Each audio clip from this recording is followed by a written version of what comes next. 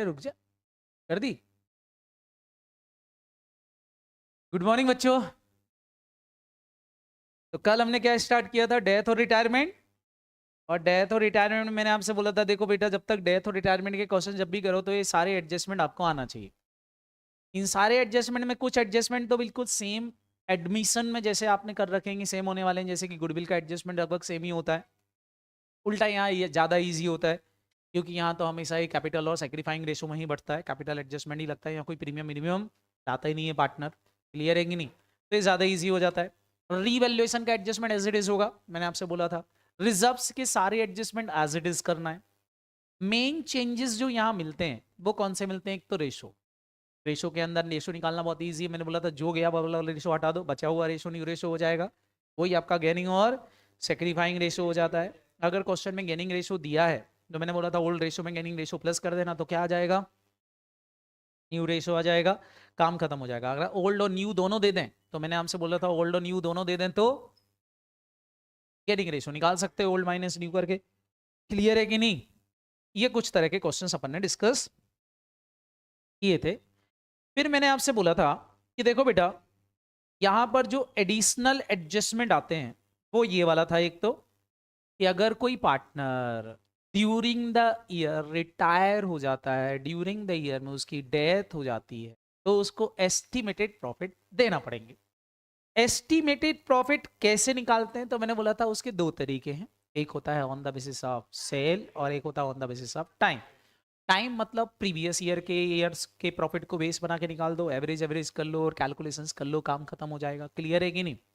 दूसरा तरीका होता है on the basis of sales, जिसमें आप नेट प्रॉफिट रेशो निकाल लो, net profit ratio previous year का जो भी होगा उसको अप्लाई कर देना सेल पर, तो आपका एस्टिमेटेड प्रॉफिट आ जाएगा। एडजस्टमेंट करने के वही दो तरीके हैं, या तो आप इसको आज ही डिस्ट्रीब्यूट कर दो, एंट्री डाल दो P&L suspense account debit to outgoing partner, या फिर मैंने आपसे बोला था gaining partners capital account debit to sacrificing partners capital account के रूप में आप अकाउंटिंग फॉर कर सकते हो। फिर मैंने आपको यहां बताया था कि देखो, अगर आपने इमीडिएटली पेमेंट नहीं किया एग्जीक्यूटर का या रिटायरिंग पार्टनर का, तो सेक्शन 37 एप्लीकेबल हो जाएगा। और सेक्शन 13(7) अगर आपके ऊपर एप्लीकेबल होता है तो फिर आपके जो रिटायरिंग पार्टनर का एग्जीक्यूटर्स है, या सॉरी रिटायरिंग पार्टनर है या फिर डिसीज पार्टनर का एग्जीक्यूटर है, उसके पास ऑप्शंस होते हैं कि वो चाहे तो उसकी जितनी फाइनल कैपिटल बनी थी उस फाइनल कैपिटल पर 6% पर एनम से डिले पीरियड का इंटरेस्ट ले सकता है, या उस डिले पीरियड में फर्म ने जो प्रॉफिट कमाया है कैपिटल के रेशो में वो प्रॉफिट में हिस्सा मांग सकता है। लास्ट कॉन्सेप्ट जो हम डिस्कस कर रहे थे ज्वाइंट लाइफ पॉलिसी और सेपरेट पॉलिसी का, मैंने आपसे बोला था इसकी 3 मेथड्स होती हैं। 3 मेथड को आप ऐसा मान के चलो कि जीएलपी एक तरह की एसेट है, इन्होंने कोई सी भी मेथड फॉलो कर रखी हो उससे कोई फर्क। जीएलपी आपको कुछ ना कुछ दे के जाएगी। अब वो देखे क्या जाएगी? अगर रिटायरमेंट का क्वेश्चन है तो सरेंडर वैल्यू देके जाएगी, और डेथ का क्वेश्चन होगा तो पूरी मेच्योर्ड वैल्यू देके जाएगी। आपको खाली क्वेश्चन में ये देखना पड़ता है कि बुक वैल्यू क्या चल रही है और उस पॉलिसी से कितने रुपए आ रहे हैं। जो भी पॉलिसी से अमाउंट मिलेगा और जो भी उसकी, मैंने आपसे बोला था क्या चल रही होगी, फटाफट बोलो, वैल्यू चल रही होगी, तो बुक वैल्यू और पॉलिसी से जो अमाउंट मिला उनके बीच का डिफरेंस ही बिजनेस का क्या कहलाएगा? प्रॉफिट और लॉस। ध्यान रखना वो फर्म का प्रॉफिट और लॉस कहलाएगा। पॉलिसी किसी की भी नाम की हो उससे कोई फर्क पड़ता। जो भी प्रॉफिट और लॉस होगा वो प्रॉफिट और लॉस कहाँ चला जाएगा? फटाफट बोलो, सारे पार्टनर को ओल्ड रेशो में डिस्ट्रीब्यूट कर दोगे। क्लियर है कि नहीं? इसके कुछ क्वेश्चंस आज अपन कुछ देख लेते हैं, एक दो क्वेश्चंस, तो आपको बात समझ में आ जाएगी। जैसे देखो जरा, एक क्वेश्चन यहां में लेके आया हूं, दिया है कि joint life policy not appear in balance sheet. ये बोल रहा है joint life policy balance sheet में नहीं आ रही। बैलेंस शीट में नहीं आ रही मतलब ये कौन सी मेथड फॉलो कर रहे हैं? Premium method. कौन सी मेथड? मतलब प्रीमियम मेथड फॉलो कर रहे हैं, मतलब ज्वाइंट लाइफ पॉलिसी को खर्चा मान रखा है, मतलब ज्वाइंट लाइफ पॉलिसी की बुक वैल्यू क्या हो गई? जीरो। बुक वैल्यू क्या हो गई? जीरो। सारे बच्चे ध्यान रखेंगे, इस केस में JLP की बुक वैल्यू क्या है बेटा? जीरो है। अब क्वेश्चन बोल रहा है then the firm will gain on the death of partner. Example, A, B, C are partner, sharing profit and loss था 532, इन्होंने एक पॉलिसी ले रखी थी 1 लाख रुपए की, एक ही डेथ हो गई है और फर्म को 1 लाख रुपए रिसीव हो गया है। सारे बच्चे बताओ कौन सी वैल्यू मिल गई? Matured value. मेच्योर्ड वैल्यू क्या हो गई पॉलिसी की? Total value. टोटल वैल्यू कितने की पॉलिसी ले रखी थी बेटा? 1 लाख। अब मैं बोलूं जीरो वाली वैल्यू 1 लाख में बिकी, बताओ आपको कितने रुपए का प्रॉफिट हुआ? 1 लाख का प्रॉफिट हुआ है। ये 1 लाख का प्रॉफिट एक पार्टनर को बटेगा जिसकी डेथ हुई है, उसको बटेगा कि सबको मिलेगा? सबको मिलेगा। अगर मैं इसकी एंट्री डालना चाहूं तो अब 2 एंट्री भी डाल सकते हो, एक भी डाल सकते हो। क्या एंट्री लिखोगे? Bank account debit. यहां बैंक अकाउंट डेबिट लिख दो। सारे बच्चे बताओ कितने रुपए मिला? 1 लाख। और ये सारे के सारे प्रॉफिट हैं। आप चाहो तो यहाँ पहले प्रॉफिट का नाम लिखो या पहले जेएलपी नाम लिखो, जो लिखना हो। बताओ क्या मैं सीधा बांट दूं? किस किस को बटेगा प्रॉफिट? एक को बटेगा, दो को बटेगा, तीन को बटेगा? तीनों को। कौन से रेशो में है? कितना कितना बढ़ जाएगा? 50,000 इसको मिल जाएगा, 30,000 इसको मिल जाएगा और इसको कितना मिल जाएगा? 20,000 मिल जाएगा। काम खत्म हो गया। बताओ किसी को कोई दिक्कत की है? या पैसा बांटा है कि प्रॉफिट बांटा है? पैसा ध्यान रखा बैंक में पूरा अभी भी जमा है। कितने रुपए? 1 लाख। बस खाली प्रॉफिट डिस्ट्रीब्यूट हो गया। किसको? पार्टनर्स को। दूसरा केस देखें तो सेकेंड केस में बोल रहे हैं the joint life policy appear in balance sheet of surrender value. हो रहा है joint life policy balance sheet में आ रही है कौन सी वैल्यू पर? मतलब ये कौन सी मेथड हो गई? Surrender method. हो रहा है then the firm will gain a death. ठीक है। हो रहा है for example A B C sharing profit and loss in the ratio of 5:3 they took the policy of rupees 1 lakh which appearing in balance sheet as surrender value 10,000। सारे बच्चे बताओ ये बोल रहे हैं असेट की बुक वैल्यू, जेएलपी की book value कितनी आ रही है? अभी जोर से बोलो। 10,000। कितनी आ रही? एक ही डेथ हो गई है। सारे बच्चे बताओ मेच्योर्ड वैल्यू कितने रुपए मिलेगा इससे? जोर से बोलो। 1 लाख। डेथ होने के बाद पॉलिसी का पूरा पैसा मिलेगा। कितना मिलेगा? 1 लाख। अब मैं आपसे पूछूं 10,000 वाली चीज कितने में बिक गई? क्या हुआ? सारे बच्चे बताओ। प्रॉफिट हुआ। कितने का प्रॉफिट हुआ? 90,000 का प्रॉफिट है कि नहीं? बोलो। अब इसको अकाउंट फॉर करने की दो मेथड तरीके हैं। आप 2 एंट्रियां डालो भैया, एक ही एंट्री में काम कर लो। मैं एक ही एंट्री डाल देता हूं। एंट्री बताओ कितने रुपए मिलेंगे? सारे बच्चे बताओ। डेथ हो गई है, फुल वैल्यू मिलेगी। कितना मिलेगा? अच्छा, असेट जैसे बेचते तो एंट्री क्या डालते? Bank account debit to asset लिखते कि नहीं? यहां मेरे बुक से क्या बाहर हो जाएगी? जोर से बोलो। जेएलपी। कितने रुपए की जेएलपी बाहर हो जाएगी? अरे 1 लाख की थोड़ी ना, बुक्स में कितने की थी बेटा? 10 की। 10,000 की जेएलपी बाहर हो गई। अपने आप ही सारे बच्चे बताओ 1 लाख माइनस 10,000 किया, प्रॉफिट आ रहा है कि नहीं? कितने रुपए का प्रॉफिट दिखाई दे रहा? 90,000 का। 90,000 का प्रॉफिट किस किस को बढ़ जाएगा? एबीसी को बढ़ जाएगा। काम खत्म हो जाएगा। कौन से रेशो में? ओल्ड रेशो में। कितना कितना बढ़ जाएगा? 45,000 और 27,000 और 18,000। क्या ये सबको समझ में आया कि नहीं? कोई डाउट? हट गया। फिर रिजर्व मेथड। कौन सी मेथड? फटाफट बोलो। रिजर्व।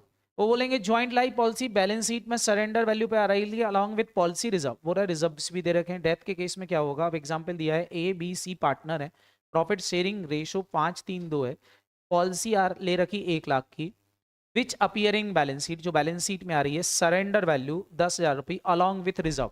मतलब ये बोल रहे हैं बैलेंस शीट में दो चीजें दी हुई हैं। सारे बच्चे बताओ बैलेंस शीट में कौन कौन सी दो चीजें दी रखी हैं? बैलेंस शीट में बेटा एक तो असेट आ रही है। क्या आ रही है? जोर से बोलो। असेट। और एक क्या आ रहा है? रिजर्व। जेएलपी असेट साइड आ रही होगी। ये मेरी असेट है। कितने रुपए की आ रही है? 10,000। और यहाँ आ रहा होगा जेएलपी रिजर्व। सारे बच्चे बताओ वो भी कितने का आ रहा? 10,000 का। दोनों की वैल्यू हमेशा ही सेम होती है, अलग अलग नहीं होती है। समझ में आएंगी नहीं? जितने का रिजर्व होगा उतने की ही वैल्यू होगी। दोनों की वैल्यू सेम होती है, अलग अलग कुछ भी नहीं होता। क्लियर है कि नहीं? अब बिक क्या? क्या रिजर्व बिकेगा? क्या बिकता? क्या है? पॉलिसी। भैया ये पॉलिसी जो असेट थी कितने में बिक गई? 1 लाख। डेथ हुई तो फुल वैल्यू मिलेगी। फुल वैल्यू का मतलब कौन सी वैल्यू? Matured value. कितने रुपए मिलेगी? 1 लाख। और जो बैलेंस शीट में आ रही वो कौन सी वैल्यू कहलाती? Book value. अगर मैं अभी पूछूं यहाँ पर कितने का प्रॉफिट दिख रहा? 90,000 का। तो एंट्री मैंने क्या सिखाई थी? एंट्री डालोगे पहले तो bank account debit. Bank account debit कितने रुपए मिलेगा? 1 लाख। कितना मिलेगा? 1 लाख फुल वैल्यू मिलेगी। जितने रुपए में सेल हुआ वही वैल्यू मिलेगी। टू क्या चली जाएगी बताओ बेटा? जेएलपी। अब मेरी असेट नहीं रहेगी। बताओ कितने की असेट बिक गई? 10,000 की चीज कितने में बिकी? कितने का प्रॉफिट हुआ? 90,000 का जो प्रॉफिट होगा बेटा वो प्रॉफिट पहले जेएलपी रिजर्व्स में जाएगा। तो 90,000 पहले रिजर्व में डाल दो। अब सारे बच्चे बताओ, रिजर्व में पहले से कितना पड़ा था? अरे कितना पड़ा था? 10। 90 और डाल दिया रिजर्व में, तो रिजर्व का बैलेंस कितना हो गया? 1 लाख हो गया। तो अब पार्टनर को रिजर्व बांट दो, एंट्री क्या हो जाएगी? JLP रिजर्व अकाउंट कितने रुपए बढ़ेगा? 1 lakh. 2 old partners capital account ABC कितना कितना? 45,000। और बोलो 27, सॉरी 50, 30 और 20 कितना बचेगा? 50, 30 और कितना? 20। काम खत्म। सारे बच्चे बताओ कोई दिक्कत है इसमें क्या? मैंने आपसे बोला था अगर याद हो तो कि पहली मेथड का प्रॉफिट और इस मेथड का प्रॉफिट सेम ही होता है। बताओ क्यों? क्योंकि यहां भी बुक वैल्यू 0 ही है। क्यों? क्योंकि जितने का रिजर्व बना रखा उतने की बैलेंस शीट में असेट भी आ रही है। तो 1 लाख का प्रॉफिट फुल होगा। बात समझ में आएगी नहीं? केवल सरेंडर वैल्यू मेथड में नेट प्रॉफिट होता है, बाकी दोनों जगह सेम वैल्यू का ही प्रॉफिट होगा। क्लियर है कि नहीं? ये क्वेश्चन है, इस तरह के क्वेश्चन आएंगे JLP के, करते बनेंगे। हाँ और क्या, 4 6 थोड़ी ना करना। समझ में आया कि नहीं? कर लोगे? ये था बेटा हमारा क्या? JLP, जो कल मैंने आपसे डिस्कस किया था। एक लास्ट एडजस्टमेंट बच गया था कैपिटल का। क्या बच गया था बेटा? कैपिटल। कभी कभी आपको क्लोजिंग कैपिटल एडजस्ट करना पड़ेगी। क्या एडजस्ट करना पड़ेगी? Closing capital. 3 तरह के क्वेश्चंस बनते हैं क्लोजिंग कैपिटल में। इसमें आपके स्टडी मटेरियल में ये वाला टाइप बहुत दिया हुआ है। कौन सा वाला? फटाफट बोलो। 3rd वाला टाइप। तो 3 तरह के एडजस्टमेंट बनते हैं। तीनों तरह के एडजस्टमेंट आपसे बनना चाहिए। क्लियर है कि नहीं?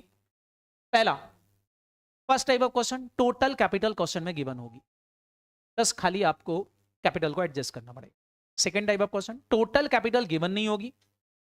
और third type of question total capital भी गिवन नहीं होगी, लेकिन उसमें कुछ एडिशनल इंफॉर्मेशन गिवन होगी, वो अपन डिस्कस करते हैं। क्लियर है कि नहीं? सबसे पहले मैं ले रहा हूं when the total capital is given. Total capital question में क्या है? गिवन है। किसकी? क्लोजिंग। तो उसको किस तरह से प्रोपोर्शनेट करना पड़ेगा। क्लियर है कि नहीं? ध्यान से देखना बेटा। आप बनाओगे पार्टनर्स कैपिटल अकाउंट। क्या बनाओगे? फटाफट बोलो। पार्टनर। यहां बना लो पार्टनर्स कैपिटल अकाउंट।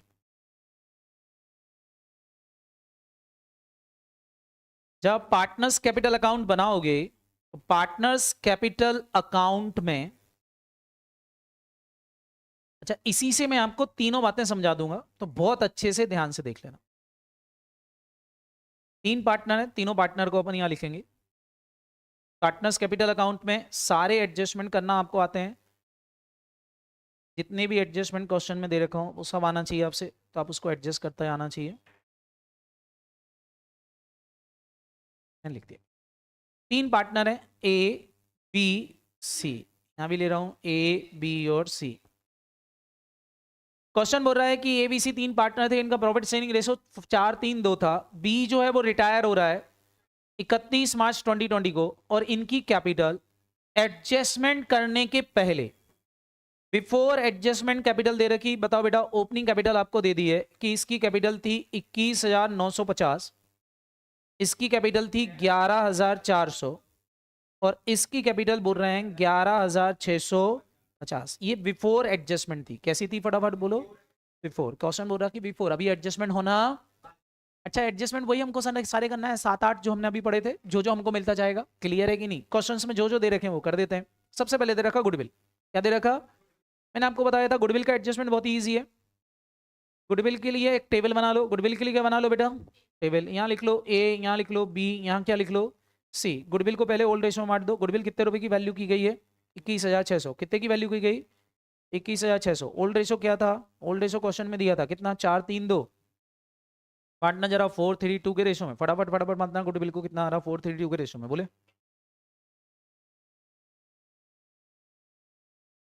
9,600,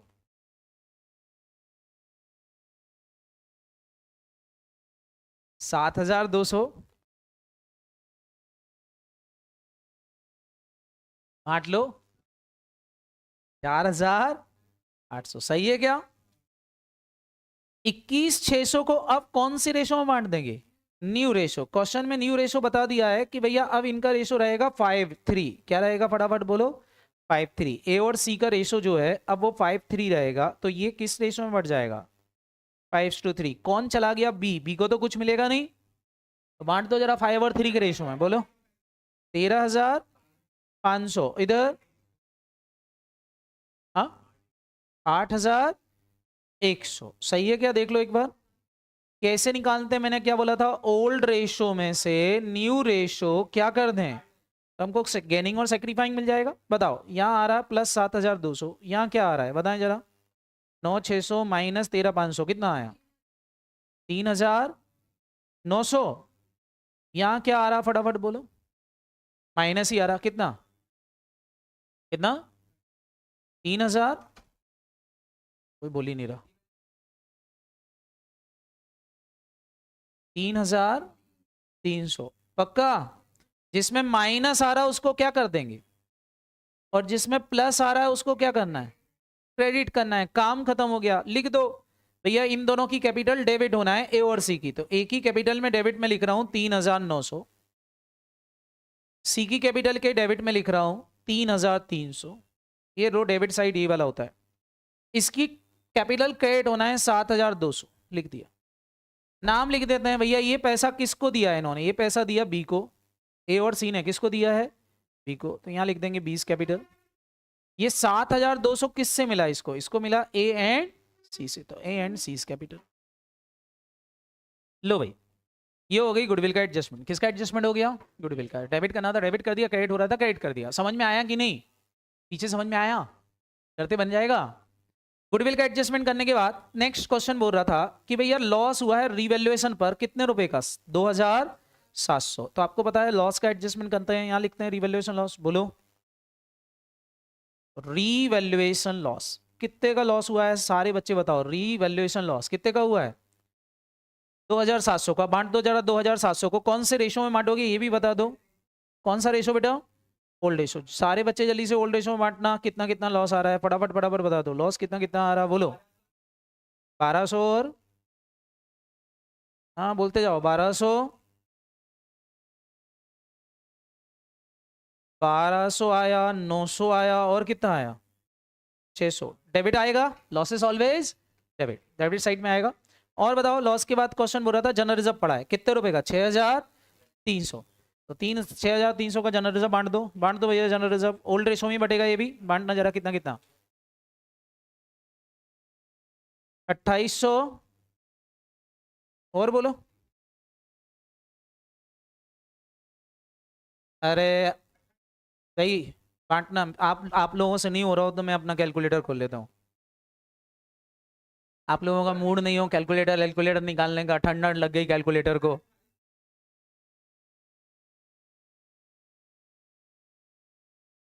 6,300 को बांटना है 4, 3, 2 में, 2,800 भाई बोल रहा था, और 2,100,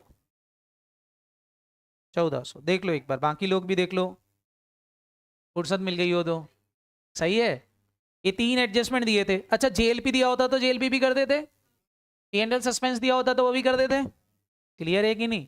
ये सारे एडजस्टमेंट होने के बाद जो कैपिटल आती थी उसको बोलते थे एडजस्टेड कैपिटल। अब आगे क्वेश्चन बोल रहा है the entire capital of newly constituted firm the fix was ₹28,000। बोल रहा है नई फर्म की कैपिटल 28 रहेगी, जो कि 5:3 के रेशो में रहेगी।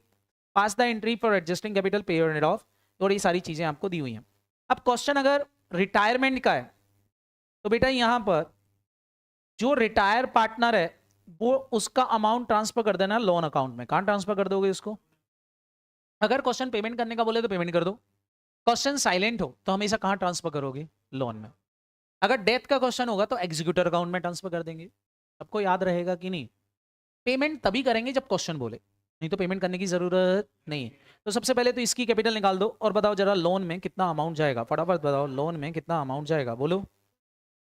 19,800। तो 19,800 तो चला जाएगा बेटा इसके लोन अकाउंट में। अब इनकी क्लोजिंग बैलेंस निकाल लो, कितना सीडी आ रहा है, सारे बच्चे बताओ कितना सीडी आ रहा है, फटाफट फटाफट निकाल लो। ए का सीडी कितना आया, बी का सीडी कितना आया, और सी का सीडी कितना आया बोलो। ए का सीडी कितना आ रहा,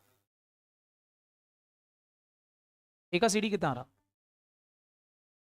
सी का 9,150, और ए का कितना आ रहा,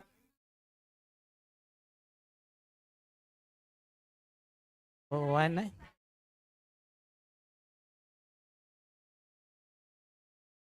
ये कौन सी कैपिटल आ गई पहले तो बताओ? ये एडजस्टेड कैपिटल आ गई, लेकिन इन जनरल इसी को हम बैलेंस शीट में लिख देते हैं।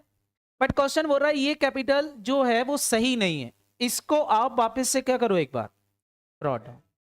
19,650 को एक बार वापस से ब्रॉड डाउन कर लो, ये आ गया 9,150। क्लियर है कि नहीं?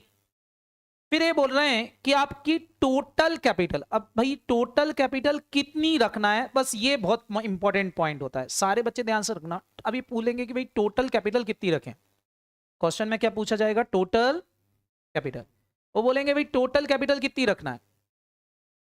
अब टोटल कैपिटल कितनी रखना है, तो कई बार ऐसा होता है कि टोटल कैपिटल क्वेश्चन में गिवन होती है, और कई बार क्वेश्चन में गिवन, तो मेरे क्वेश्चन में टोटल कैपिटल गिवन है। ये बोल रहे टोटल कैपिटल ऑफ फर्म, नई फर्म की टोटल कैपिटल जो रहेगी वो रहेगी 28,000, और 28,000 जो रहेगी वो किस किस की रहेगी, ए और सी की रहेगी।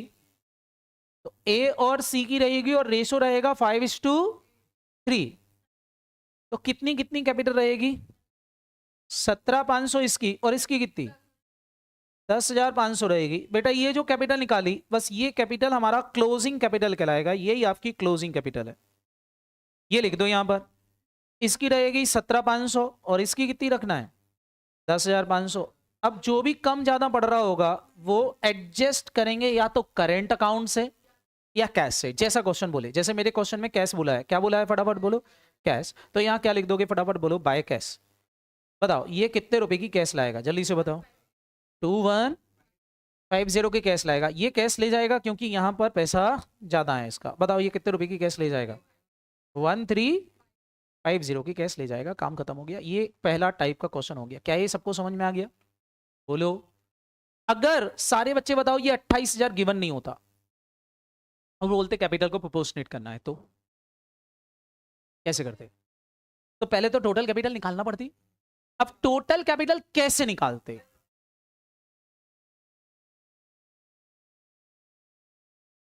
कहां पे 2150, इधर लिखना, अमाउंट गलत लिख दिया। तो अब जरा ध्यान से देखना क्या बोला है मैंने, फटाफट सोचना। अगर ये टोटल कैपिटल क्वेश्चन में गिवन नहीं है तो कैसे निकालोगे? अब ये तीन तरह के क्वेश्चन बनते हैं टोटल कैपिटल को निकालने के, ध्यान से देखते जाना। क्वेश्चन नंबर 1, क्वेश्चन नंबर 1, अगर टोटल कैपिटल गिवन नहीं है तो टोटल कैपिटल सेम क्वेश्चन रहेगा। अब ध्यान से देखते जाना, मैं तीन तरह के क्वेश्चन इसी क्वेश्चंस को प्रिपेयर करके बनाऊंगा। सेम क्वेश्चन है, नीचे तक सारी इंफॉर्मेशन सेम है। इस इंफॉर्मेशन को अपन किस तरह से डील करेंगे, अब देखो। The total capital is not given, तो हम क्या करेंगे बेटा, जो हमारे कंटिन्यूइंग पार्टनर हैं, कौन से पार्टनर है फटाफट बोलो, उनकी एडजस्टेड कैपिटल को ही टोटल कैपिटल मान लेंगे। उनकी एडजस्टेड कैपिटल को ही टोटल कैपिटल मान लेंगे। सारे बच्चे बताओ उनकी एडजस्टेड कैपिटल क्या है, 19,650 और क्या है 9,150। सारे बच्चे बताओ टोटल मिला के कितनी हो गई। इसी कैपिटल को अपन टोटल कैपिटल मान लेंगे। बताओ कितनी आ गई, 28,800। अब 28,800 जो कैपिटल आई इसको हम किस में बांट देंगे, न्यू रेशो में। वो यहां लिख देंगे और फिर से क्या निकाल लेंगे फटाफट बोलो, बैलेंसिंग फिगर। तो हमको कैसे पता चल जाएगा कि नहीं, क्या बोला, when the total capital is not given, क्या करोगे, उनकी एडजस्टेड कैपिटल को ही टोटल कैपिटल मान लो, रेशो में लिख दो, डिफरेंस जो है वो कहां चला जाएगा, कैश अकाउंट या करेंट अकाउंट में। क्लियर है कि नहीं? Third type of question, third type of question जो है वो ये वाला है। ये सबसे ज्यादा आपके स्टडी मटेरियल में दिया है, और स्टडी मटेरियल में इसको सॉल्यूशन देने की लंबी चौड़ी प्रोसेस दे रखी है, जबकि ये बहुत इजीली छोटे से पॉइंट में ही सॉल्व हो जाता है। सारे बच्चे यहां ध्यान से देखना, थर्ड टाइप ऑफ क्वेश्चन आपको बहुत इजीली समझ में आ जाएगा, और ये सबसे ज्यादा दे रखा है स्टडी मटेरियल में, इसलिए इस पॉइंट को जरा ध्यान से देखना। करना कुछ नहीं है, क्वेश्चन यहां बोलेगा कि ये जो रिटायरिंग पार्टनर है ना, बोले इसका हम पेमेंट करेंगे। इसका हम क्या करेंगे, जोर से बोलो, पेमेंट करेंगे। क्वेश्चन बोलेगा इसका पेमेंट करना है। कौन सा पार्टनर, रिटायरिंग। या डिसीज पार्टनर की कैपिटल का क्या करना है, पेमेंट। क्वेश्चन बोलेगा इसका पेमेंट कर दो। समझ में आ रहा कि नहीं? पेमेंट कर देंगे। कितने रुपए फाइनल बन रहा था बताना जरा, फाइनल कैपिटल कितना बन रहा था, अमाउंट तो मैंने लिखा ही नहीं। हाँ, कितना पेमेंट बन रहा था बताओ, 19,800। बोलेंगे इसका पेमेंट करना है तो हम यहाँ पेमेंट कर देंगे, टू बैंक लिख देंगे। किसी को कोई दिक्कत?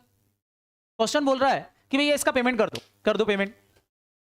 पेमेंट कहां से करेंगे बताओ जी, 19,800 रुपए का जब आप पेमेंट करोगे तो ये पैसा कहां से आएगा, पैसा कहां से आएगा?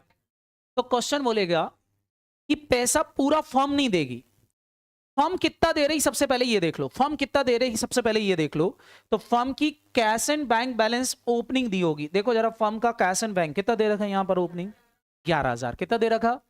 और क्वेश्चन बोलेगा अब इसको मैनेज रखना है 10,000 रुपए, तो मेंटेन रखना है 10,000 कितना रखना है।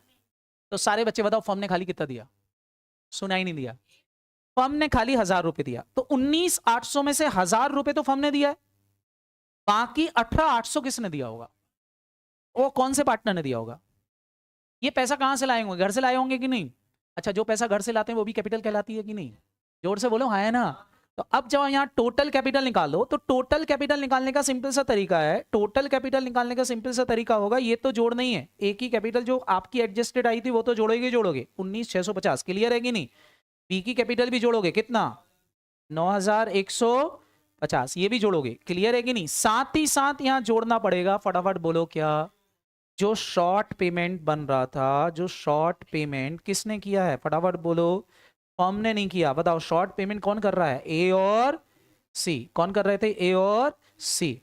ए और सी दोनों ने मिलके जो शॉर्ट पेमेंट किया है बेटा, वो यहां पर आपको क्या करना पड़ेगा, फटाफट बोलो, माइनस कितने रुपए और जोड़ोगे, 18,800। कैसे आया 18,800, समझ में आया कि नहीं।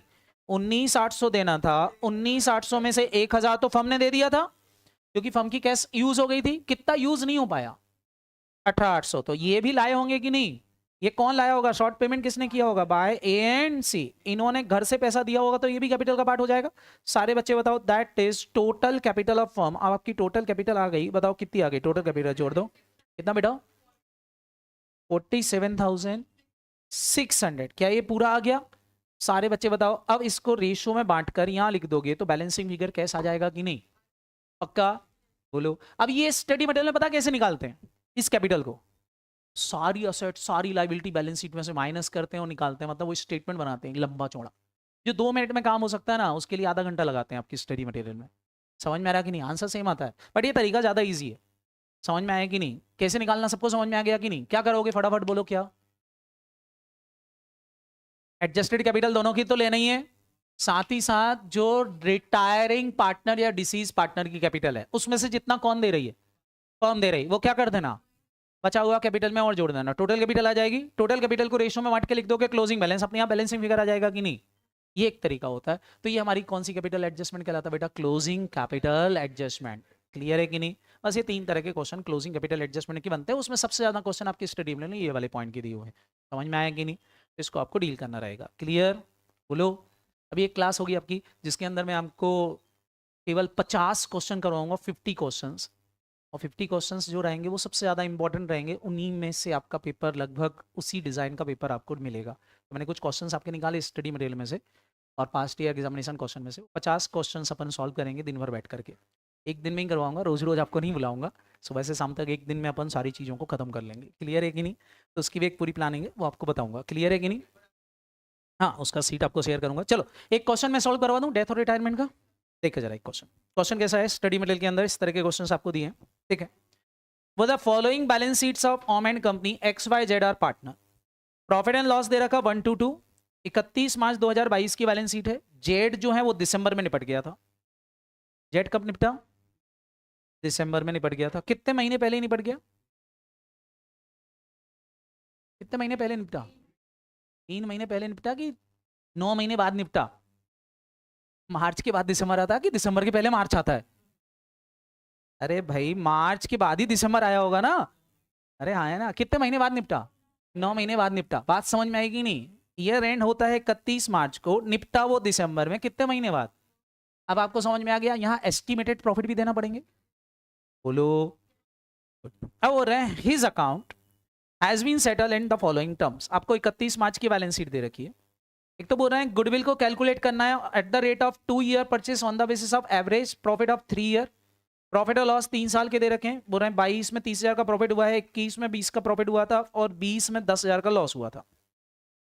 बोल रहे हैं जो 22 में 1/4/2022 को टू 31 दिसंबर 2022 sale be asset in the proportionately on the basis of average profit of the preceding 3 year. ये क्या लिखा? एस्टिमेटेड प्रॉफिट की इंफॉर्मेशन क्या लिखी है, फटाफट बोलो। ये एस्टिमेटेड प्रॉफिट बोल रहा है। एस्टिमेटेड प्रॉफिट जो निकालो ना, ये 9 महीने के, कितने महीने के, फटाफट बोलो। 9 महीने के। तो इसके लिए बेस बनाना एवरेज प्रॉफिट को, मतलब कौन सा बेसिस? टाइम बेसिस वाला फॉर्मूला लगेगा। सेल को बेस, किसको बेस बनाना है? टाइम को। ये सबको समझ में आ गया। फिर बोल रहे हैं कि ड्यूरिंग द ईयर एंडिंग 31 मार्च 2022 को पता चला कि एक कार खरीदी थी 40,000 रुपए की, और वो खरीदी थी 1/4/2021 को, मतलब बिगिनिंग में। And debit the travelling expenses, और हमने उसको खर्चा मान लिया था साहब। बताओ, कार को खर्चा मानते हैं क्या? मतलब इन्हें खर्चा मान लिया तो प्रॉफिट उस साल के क्या हो गए होंगे? कम हो गए होंगे। बोलो। तो हमको रेक्टिफिकेशन करना पड़ेगा, प्रॉफिट को बढ़ाना पड़ेगा, और इस पर डेप्रिसिएशन भी नहीं लगाया होगा जब खर्चा मान लिया था, तो डेप्रिसिएशन भी लगाना पड़ेगा। और बोल रहे रिटर्न डाउन वैल्यू मेथड से डेप्रिसिएशन लगाना है, ठीक है। This asset to be brought into account in depreciated value. बोल रहे अब इसको बुक्स में लेके आना है, मतलब एक अनरिकॉर्डेड असेट भी है, इसको भी बुक्स में लेके आना है। अदर असेट को वैल्यू किया गया है ऐसा ऐसा, इसका रिवैल्यूएशन का पॉइंट आ जाएगा। आपसे सबसे पहले तो बोला है गुडविल निकालो। क्या निकालो बेटा? गुडविल। बेटा गुडविल निकालने से पहले तो मेरे को प्रॉफिट निकालना पड़ेंगे। क्या निकालना पड़ेंगे? प्रॉफिट। आप सारे बच्चों ने गुडविल निकालना सीखा होगा। सबसे पहले यहाँ निकालेंगे कैलकुलेशन ऑफ एडजस्टेड प्रॉफिट। भाई प्रॉफिट सही करना पड़ेंगे, प्रॉफिट गलत है, प्रॉफिट को क्या करेंगे? सही। कौन कौन से ईयर का प्रॉफिट दे रखा है भैया? बोल रहे 2020 का। 20 का प्रॉफिट मतलब 19-20 का प्रॉफिट है। ये कब का कहलाना? 19 और 20, फाइनेंशियल ईयर एंड है। और बताओ ये प्रॉफिट कब का कहलाना? 20 और 21। और नेक्स्ट प्रॉफिट कौन सा दे रखा? 21 और 22। 3 साल के प्रॉफिट दे रखे। कितना कितना प्रॉफिट दे रखा बताना जरा, कितना कितना बेटा? इन 10,000 का लॉस दिख रहा है। बोल रहे 19-20 में 10,000 का क्या हुआ था? लॉस। यहाँ 20,000 का क्या हुआ था?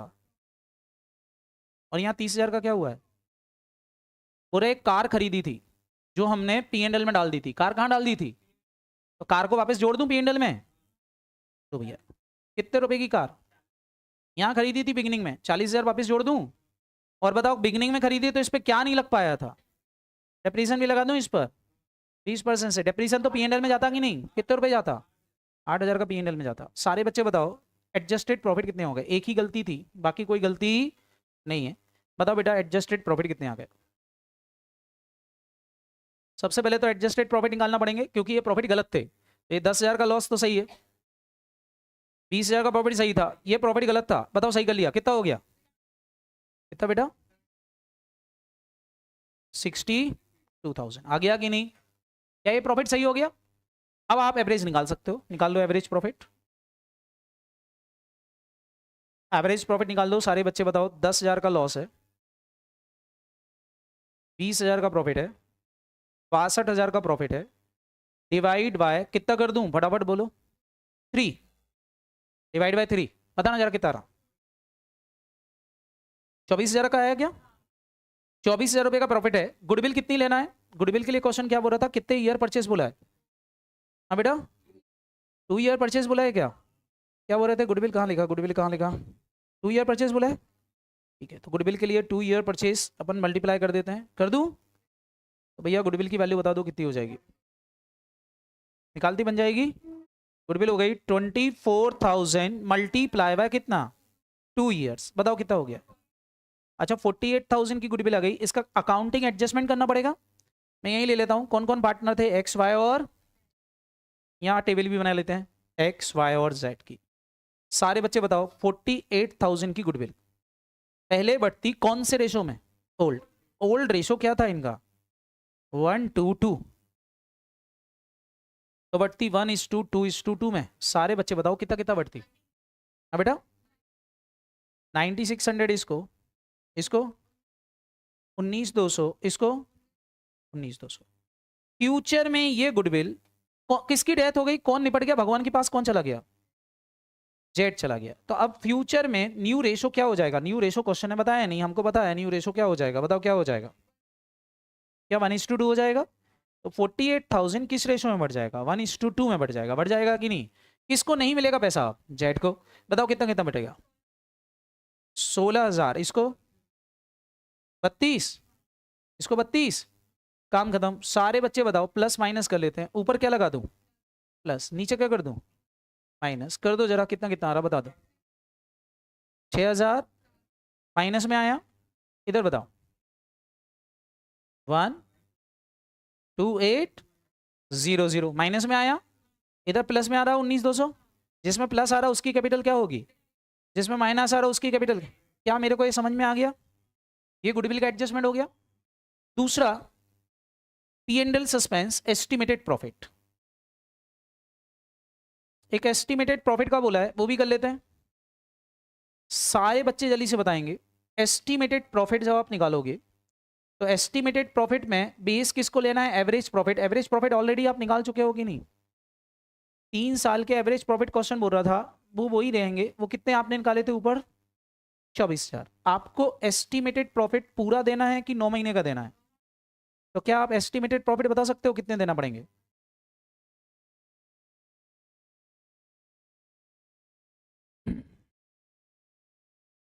एस्टिमेटेड प्रॉफिट बोलो। बबलू ब्रदर बोल रहे एक बार और हमारा नाम लो। कितना? 24,000 कितने महीने का प्रॉफिट है बेटा? 12 का है। इसको कितने महीने में कन्वर्ट करना है? 9 महीने में। कितना हो गया? ये 18,000 एस्टिमेटेड प्रॉफिट हो गया। इंटी डाल देते हैं। आपको पता है इसकी इंटी क्या होती? P and L suspense. अगर क्वेश्चन साइलेंट है तो पी एंड एल सस्पेंस ही करेंगे। 2 किसको दोगे? केवल जेड कैपिटल अकाउंट। बताओ कितना मिलेगा? 18,000 पूरा दे दोगे क्या? नहीं नहीं नहीं नहीं नहीं, 18,000 में उसका हिस्सा कितना था? 2/5। कर दो जरा 2/5, कितना आएगा? 7,000। 7,200 ये भी मिल जाएगा। क्या ये एडजस्टमेंट समझ में आ रहा है? चलिए अब बेटा हमारा क्वेश्चन हम चालू कर सकते हैं। रीवैल्यूएशन अकाउंट बनाएंगे। क्या बनाएंगे बेटा? क्या हमको रीवैल्यूएशन अकाउंट बनाना आता है? चलो भैया रीवैल्यूएशन अकाउंट बना डालते हैं। रीवैल्यूएशन अकाउंट में क्या क्या आता है बताते जाओ। सबसे पहले रीवैल्यूएशन बना डालते हैं, फिर बाकी काम बाद में कर लेंगे पार्टनर कैपिटल का। बताओ भैया रीवैल्यूएशन प्रॉफिट और निकाल लेते हैं। तीसरा एडजस्टमेंट बताओ भैया रीवैल्यूएशन अकाउंट कैसे करेंगे? सबसे पहले रीवैल्यूएशन में क्या क्या बोल रहे हैं? असेट्स और लाइबिलिटी। बिल्डिंग दे रखी 1,20,000 की। यहाँ बिल्डिंग कितने की हो गई? हो गई 1,40 की। क्या हुआ बिल्डिंग पे? फटाफट बोलो। प्रॉफिट कितने का प्रॉफिट हो गया? Profit always credit. लिख दूं? कितने का प्रॉफिट लिख दूं? 20,000। समझ में आ रहा है कि नहीं आ रहा है? ऐसा तो नहीं मैं ही समझ रहा हूँ, मैं ही कर रहा हूँ। क्लियर है? 20,000 रुपये आ गया कि नहीं? और बताओ बिल्डिंग पे प्रॉफिट हो गया 20,000 का। और बताओ बिल्डिंग के अलावा क्या था? कंप्यूटर। कंप्यूटर था 80 का। यहाँ कंप्यूटर कितने का हो गया? 50। क्या हो गया कंप्यूटर पे? हाँ डेबिट कर दूं? कितने रुपए का? 30,000। 30,000 का कंप्यूटर पे नुकसान हो गया। चलो भैया कंप्यूटर का लॉस भी लिख लिया। कंप्यूटर के बाद इन्वेंट्री थी 20। इन्वेंट्री यहाँ देखना कितने की हो गई? इन्वेंट्री हो गई 16 की। कितने की हो गई? 16। सारे बच्चे बताओ क्या हुआ? 4,000 का लॉस हो गया। लिख दूं? कितने रुपए बेटा? 4,000। Very good. नेक्स्ट बताओ जल्दी से। इन्वेंट्री के बाद क्या दे रखा? ट्रेड। कितने का था वो? नहीं 20 की थी और इन्वेंट्री ये रही 16 की हो गई। क्या हो गया? इसके बाद दे रखा ट्रेड रिसीवेबल। कितने का दे रखा बेटा? 20। 20 का ट्रेड रिसीवेबल था, अब कितने का हो गया?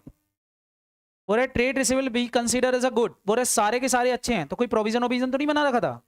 बना रखा होता तो प्रोविजन कैंसिल कर देते। बात समझ में आई कि नहीं? इसके बाद क्वेश्चन क्या बोल रखा? कैश एंड बैंक, इससे हमको लेने दें। इन्वेस्टमेंट। इन्वेस्टमेंट कितने के थे? 10। अच्छा 10 के इन्वेस्टमेंट थे, अब कितने के हो गए? क्या हुआ इस पे भी? लॉस हो गया। लिख दूं? इन्वेस्टमेंट पे नुकसान कितने का? 4,000 का। 4,000 का नुकसान इन्वेस्टमेंट पे। और किस पे नुकसान हुआ? और कोई एसेट है? नहीं। उसके अलावा ट्रेड पेबल। ट्रेड पेबल पे कोई नहीं है। बैंक लोन पे कुछ नहीं है। जनरल रिजर्व का एडजस्टमेंट कर लेंगे। चलो छोड़ो। एक अनरिकॉर्डेड एसेट थी, वो क्या थी? कार। क्या मैं कार को रिकॉर्ड कर लूं? बोलो। डेप्रिसिएशन नहीं बेटा, कार ही रिकॉर्ड करेंगे। क्या रिकॉर्ड करेंगे? कार। कार को कौन सी वैल्यू पर? डेप्रिसिएशन एप्रिसिएशन सब माइनस करने के बाद जो आज बुक वैल्यू होगी वही मेरा प्रॉफिट है। क्लियर? सारे बच्चे बताओ, कार आपके पास बची कितने की थी? 32,000 की कार थी। 32 बची थी कि नहीं? बोलो। अरे आया ना। और ये कितने महीने बाद बन रहा रिवैल्यूएशन? 9 महीने बाद। तो इस पे डेप्रिसिएशन कितने महीने का? 9 महीने का डेप्रिसिएशन माइनस कर दो। 32,000 में घटा करो, घटाओ जरा 9 महीने का डेप्रिसिएशन कितना आ रहा? रेट कितने परसेंट थी? 20% है ना? करना जरा 20% से 32,000 का 9 महीने का डेप्रिसिएशन से घटा दो, जो भी आ रहा हो। कितना आ रहा बोलो? 4,800। घटा दो भैया, 4,800 क्या है? सीधा लिख दूं 4,800। 4,800 का डेप्रिसिएशन माइनस हो जाएगा 9 महीने का। ध्यान रखना 9 महीने का ही माइनस हुआ क्योंकि दिसंबर में चला गया। क्लियर है कि नहीं? बोलो। क्या बेटा, मैंने नेट असेट ही रिकॉर्ड कर दी। प्रॉफिट और लॉस निकाल रहा हूं मैं, पूरा 32 क्रेडिट में लिखूं, 4,800 डेबिट में लिखूं, उससे अच्छा क्या कर दिया? नेट प्रॉफिट बुक कर लो। क्लियर है कि नहीं? 27,200।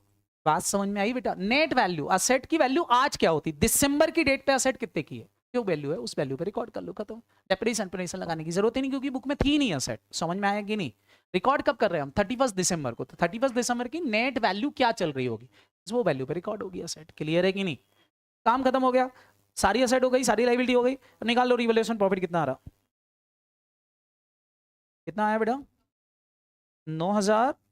और 9,200 का प्रॉफिट किस किस को बढ़ जाएगा? ओल्ड प्रॉफिट कौन कौन है? एक्स, वाई और जेड। बांट दो जरा 1:2 के रेशियो में। कितना कितना कितना बेटा? 1,840 और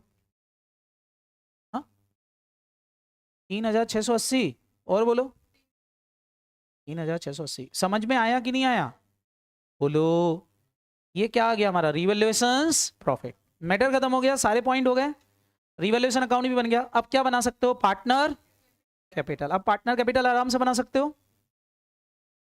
बस बेटा पार्टनर्स कैपिटल बना दो। पार्टनर कैपिटल में क्या क्या आता है आपको सारे एडजस्टमेंट कर देना है, जो जो दिए हैं सब लिखते जाना। कितने पार्टनर हैं? 3। 3 पार्टनर अपन यहां बना देते हैं।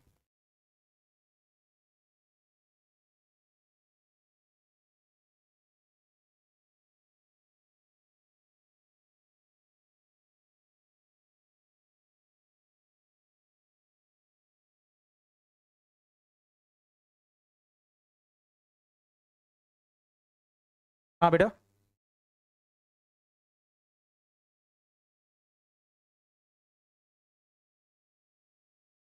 बेटा मेरे को ये बताओ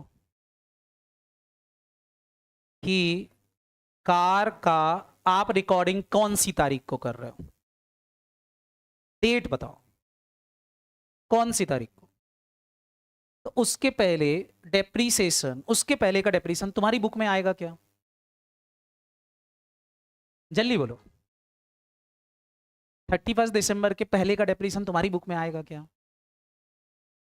कहां से आएगा? जब असेट ही नहीं थी तो डेप्रीसिएशन कहां से लग गया? क्यों आएगा? जो जाना था वो गया P&L में, जो लॉस होना था वो हो गया, उससे हमको कोई लेना देना। अब आज असेट की वैल्यू अनरिकॉर्डेड पड़ी है, वो कितने की पड़ी है? वो वैल्यू आपके काम की, उस वैल्यू पर रिकॉर्ड कर लो, खत्म। बाकी से कोई लेना देना। समझ में आया? Good. चले सारे बच्चे जल्दी से बताएं, फटाफट फटाफट सारे बच्चे जल्दी से बताएं, रिकॉर्डिंग करवाएं। सबसे पहले तो गुड ओपनिंग बैलेंस लिख लो कैपिटल का 40 80 80। लिख दूं क्या? Opening capital 40 80 80। एडजस्टमेंट करना है। ऊपर रिजर्व पड़ा है, क्या करोगे रिजर्व का? बताओ भैया। सबसे पहले जनरल रिजर्व पड़ा है, जनरल रिजर्व के बारे में क्वेश्चन बोल नहीं रहा कुछ, क्या कर दोगे? बांट दूं 30,000। 30,000 का रिजर्व बांट दो भैया। 30,000 का रिजर्व। 6,000, 12,000, 12,000। आज तो बिल्कुल मतलब मूड में है भाई। 6,000, 12,000, 12,000। सारे बच्चे अब जरा बाकी एडजस्टमेंट करवा दो। गुडविल का एडजस्टमेंट आपने लिख रखा है। इन दोनों की कैपिटल डेबिट करना है और इसकी कैपिटल क्या करना है? क्रेडिट करना है। तो दोनों की कैपिटल डेबिट कर देते हैं। डेबिट साइड ए रहा 6,400, इसकी डेबिट में लिख देता हूं और इसकी कैपिटल में कितना था 12,800, तो 12,800 इसकी कैपिटल में डेबिट, इसकी कैपिटल में क्रेडिट कर देता हूँ जेड में 19,000 कितना 200, यहाँ लिख देता हूँ 2, ये पैसा किसको गया जेड को, ये इसको किसने दिया एक्स एंड वाई, 19,200 सही है। ये गुडविल का एडजस्टमेंट हो गया। गुडविल के बाद है कि सस्पेंस का 7,200 देना है, 7,200 सस्पेंस से जेड की कैपिटल में डाल दो, by P and L suspense, estimated profit दे दो।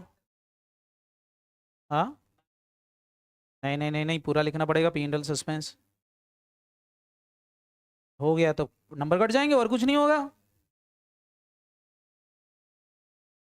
7,200, इसके बाद सारे बच्चे जल्दी से बताओ, हो गया तो कुछ नहीं हुआ, एक आधा टाइम और सही।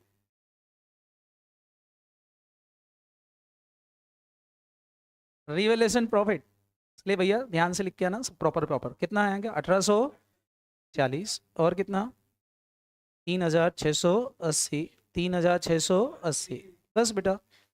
अब बताओ जेड का बैलेंस जो आ रहा है, जेड का बैलेंस, अच्छा बैलेंस शीट में और कोई पी एंड एल सस्पेंस वगैरह तो नहीं है, नहीं, जेड का जो भी बैलेंस आ रहा है इसको कोई पेमेंट इवेंट करने का बोला क्या, क्वेश्चन है पेमेंट करने का बोला क्या, नहीं बोला, तो क्या करेंगे बताओ, लोन अकाउंट में ट्रांसफर कर देगा, रिटायरमेंट का डेथ का क्वेश्चन है कहाँ चला जाएगा जेड के एग्जीक्यूटर अकाउंट में, बात समझ में आएगी नहीं, तो डाल दो जेड के एग्जीक्यूटर अकाउंट में, कितने रुपए चले जाएंगे निकाल लो जरा, जेड का टोटल कितना आ रहा है 1,22,080 रुपए जेड की एग्जीक्यूटर अकाउंट में चला जाएगा।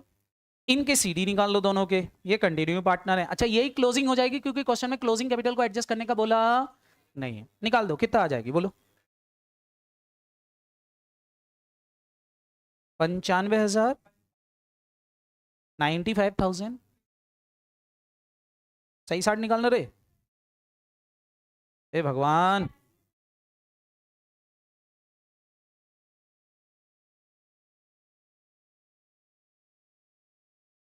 हाँ कितना आ रहा बोलो 82,000,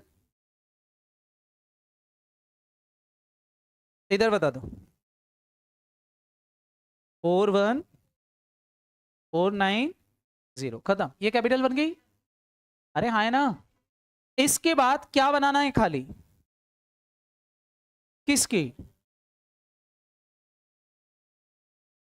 रिकॉन्स्टिट्यूटेड फर्म की, क्या लिखेंगे कैपिटल लिख दो पहले तो, क्या लिख दो यहां पर कैपिटल, एक्स की कैपिटल आपने निकाली, सही साठ निकाली कि नहीं निकाली, ध्यान रखना मेरा टैली नहीं हुआ तो मैं मान लूंगा कि तुमने गलत निकाला है, 82,880, क्योंकि ऐसा आज तक नहीं हुआ कि बैलेंस शीट टैली ना हो। जेड एग्जीक्यूटर अकाउंट, कितने रुपए जेड के एग्जीक्यूटर को देना है 1,22,080।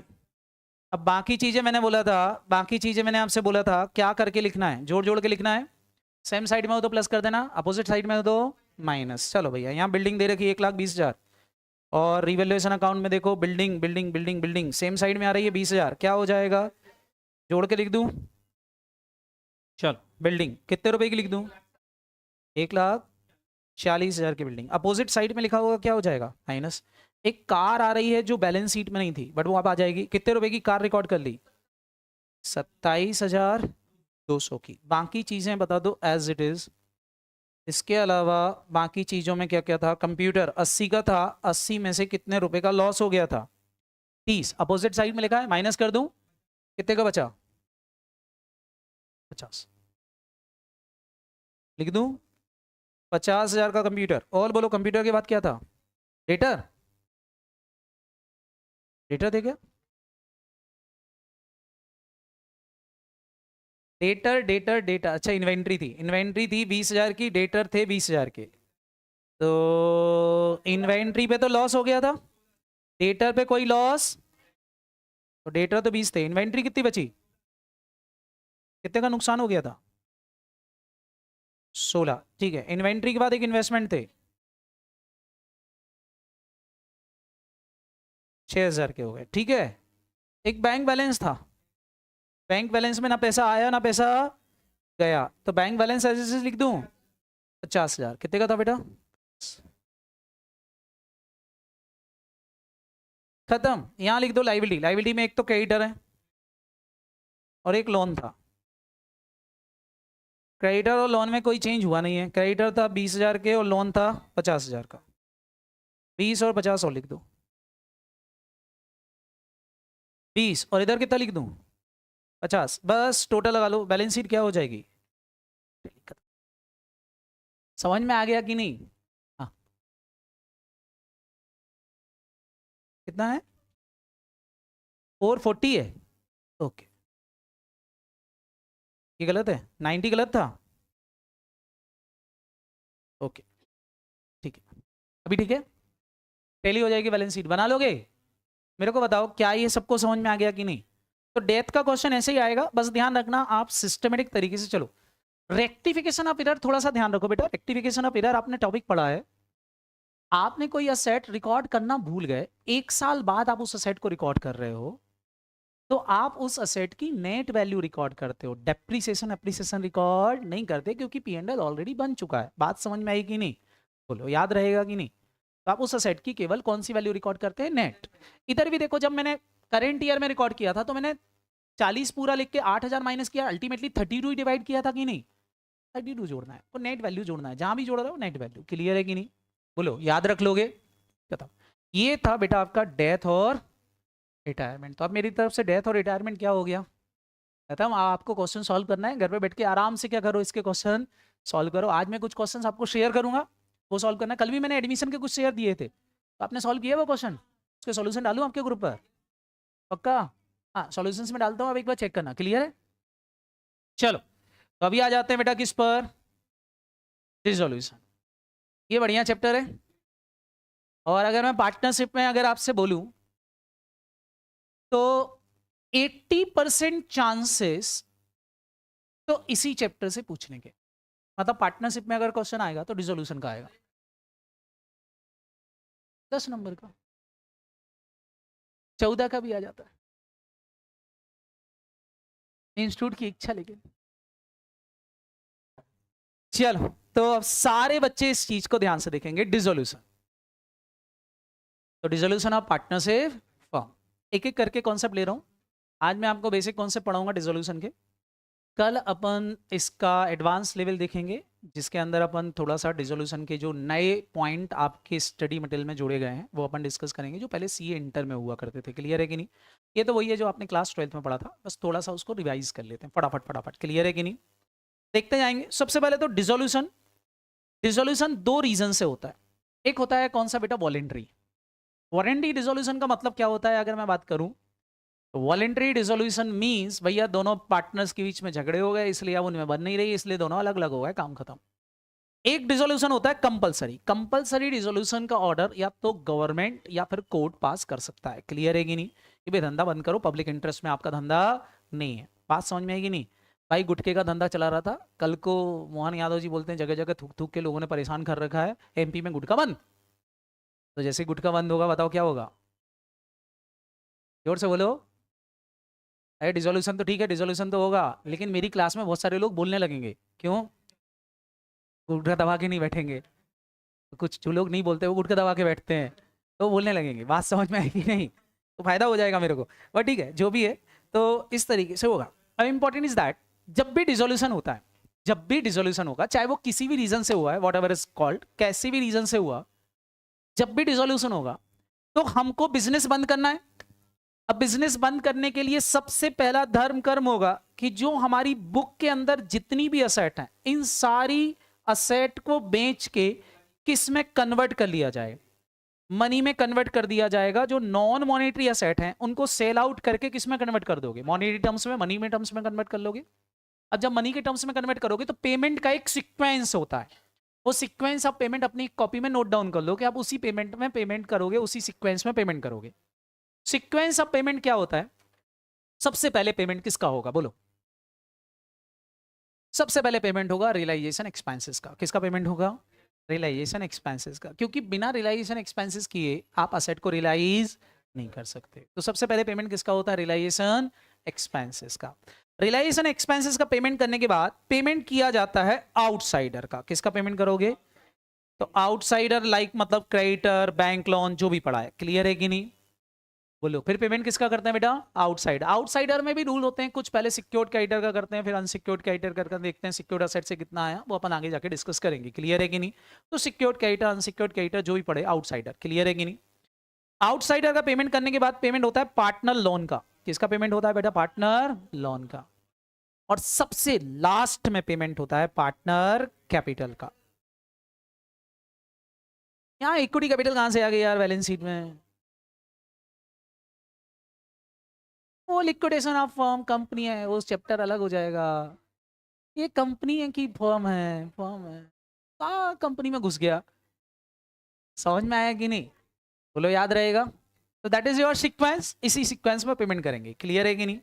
गुड। अब इंपॉर्टेंट इज दैट हमारे क्वेश्चन में होता क्या, हमारी बुक्स में ये बहुत सारे अकाउंट खुले होते हैं। हमारी बुक्स में बहुत सारी असेट्स होती हैं, बहुत सारी लाइबिलिटीज होती हैं। होती हैं कि नहीं? बोलो। बहुत सारी असेट, बहुत सारी लाइबिलिटीज होती हैं। तो हम चाहें तो ऐसे भी कर सकते हैं। से हमारी बुक्स में एक लैंड थी 20,000 की, हमने उसको बेच दिया 25,000 में। सारे बच्चे बताओ इस लैंड पे क्या हुआ? प्रॉफिट हुआ। क्या हुआ? जोर से बोलो। प्रॉफिट। कितने का प्रॉफिट हुआ? और फिर ये प्रॉफिट जब होगा तो किसको बढ़ जाएगा? सारे बच्चे बताओ। पार्टनर को बढ़ जाएगा कि नहीं? फिर मैं बोलूँ मेरी बुक्स में एक मशीन थी 30 की, बिकी 20 में, बताओ इस पे क्या हो गया? तो ये भी किसको बढ़ जाएगा? पार्टनर को लॉस बढ़ जाएगा। बोलो हाँ है ना? फिर मैं बोलूँ मेरे पास एक बिल्डिंग थी 40,000 की, बिक गई 60,000 में, कि इस पे भी क्या हो गया? तो ये प्रॉफिट भी किसको बढ़ जाएगा? पार्टनर को। कितने रुपए बेटा? 20,000। फिर मैं बोलूँ क्रेडिटर थे 25 के, मैंने हाथ पैर जोड़ के कि मैडम इतना नहीं दे पाऊंगा, 20,000 में सेटलमेंट कर लो, उनने 20,000 में सेटलमेंट कर लिया, बताओ मेरे को क्या हो गया? क्या 5,000 का फायदा हो गया? तो ये प्रॉफिट भी किसको बढ़ जाएगा? अब ऐसा अगर बुक्स को क्लोज करने जाओ तो बेटा आपको बार बार बार बार प्रॉफिट बांटना पड़ेगा। बोलो हाँ। क्या आपको बार बार प्रॉफिट बांटना पड़ेगा? नहीं बांटना पड़ेगा? बांटना पड़ेगा। लैंड का अलग, मशीन का अलग, इसका अलग, उसका अलग। बोलो। टाइम लग जाएगा। टाइम तो ठीक है, बुक्स क्लोज करने में दिक्कत आएगी कि नहीं? तो सरल तरीका क्या ढूंढा गया? सरल तरीका ये ढूंढा गया, बोले एक काम करो, इन सारे अकाउंट को मिला के एक ही अकाउंट बना दो, नाम रख दो उसका क्या? रिलाइजेशन। क्यों? क्योंकि आप पैसा रिलाइज करने के लिए ऐसा कर रहे हो। तो इन सबको मिला के क्या कर दो? फटाफट बोलो। एक ही अकाउंट बना दो। आपको बहुत सारे अकाउंट बनाने की जरूरत नहीं। बोले सबको मिला दो, सबको मिला दो, और मिलाकर क्या कर दो? फटाफट बोलो। एक ही अकाउंट बना। अगर मैं इन सबको मिला के एक ही अकाउंट बना दूं तो सारे बच्चे जल्दी से बताओ, क्या फिर मेरा प्रॉफिट और लॉस जो है वो अलग अलग आएगा कि एक साथ ही आ जाएगा? बोलो जोर से बोलो। एक साथ ही आ जाएगा। तो एक बार जो प्रॉफिट निकलेगा खाली एक बार ही बांटना पड़ेगा? बोलो। इस अकाउंट को बनाने के लिए लेकिन आपको दो काम करना पड़ेंगे। दो काम क्या करना पड़ेंगे? पहले तो ये जो बुक वैल्यू है, ये जो बुक वैल्यू है, इन बुक वैल्यू को कहां लाना पड़ेगा? रियलाइजेशन अकाउंट में। बुक वैल्यू को रियलाइजेशन अकाउंट में लाने के लिए डालना पड़ती है ट्रांसफर एंट्री। कौन सी एंट्री?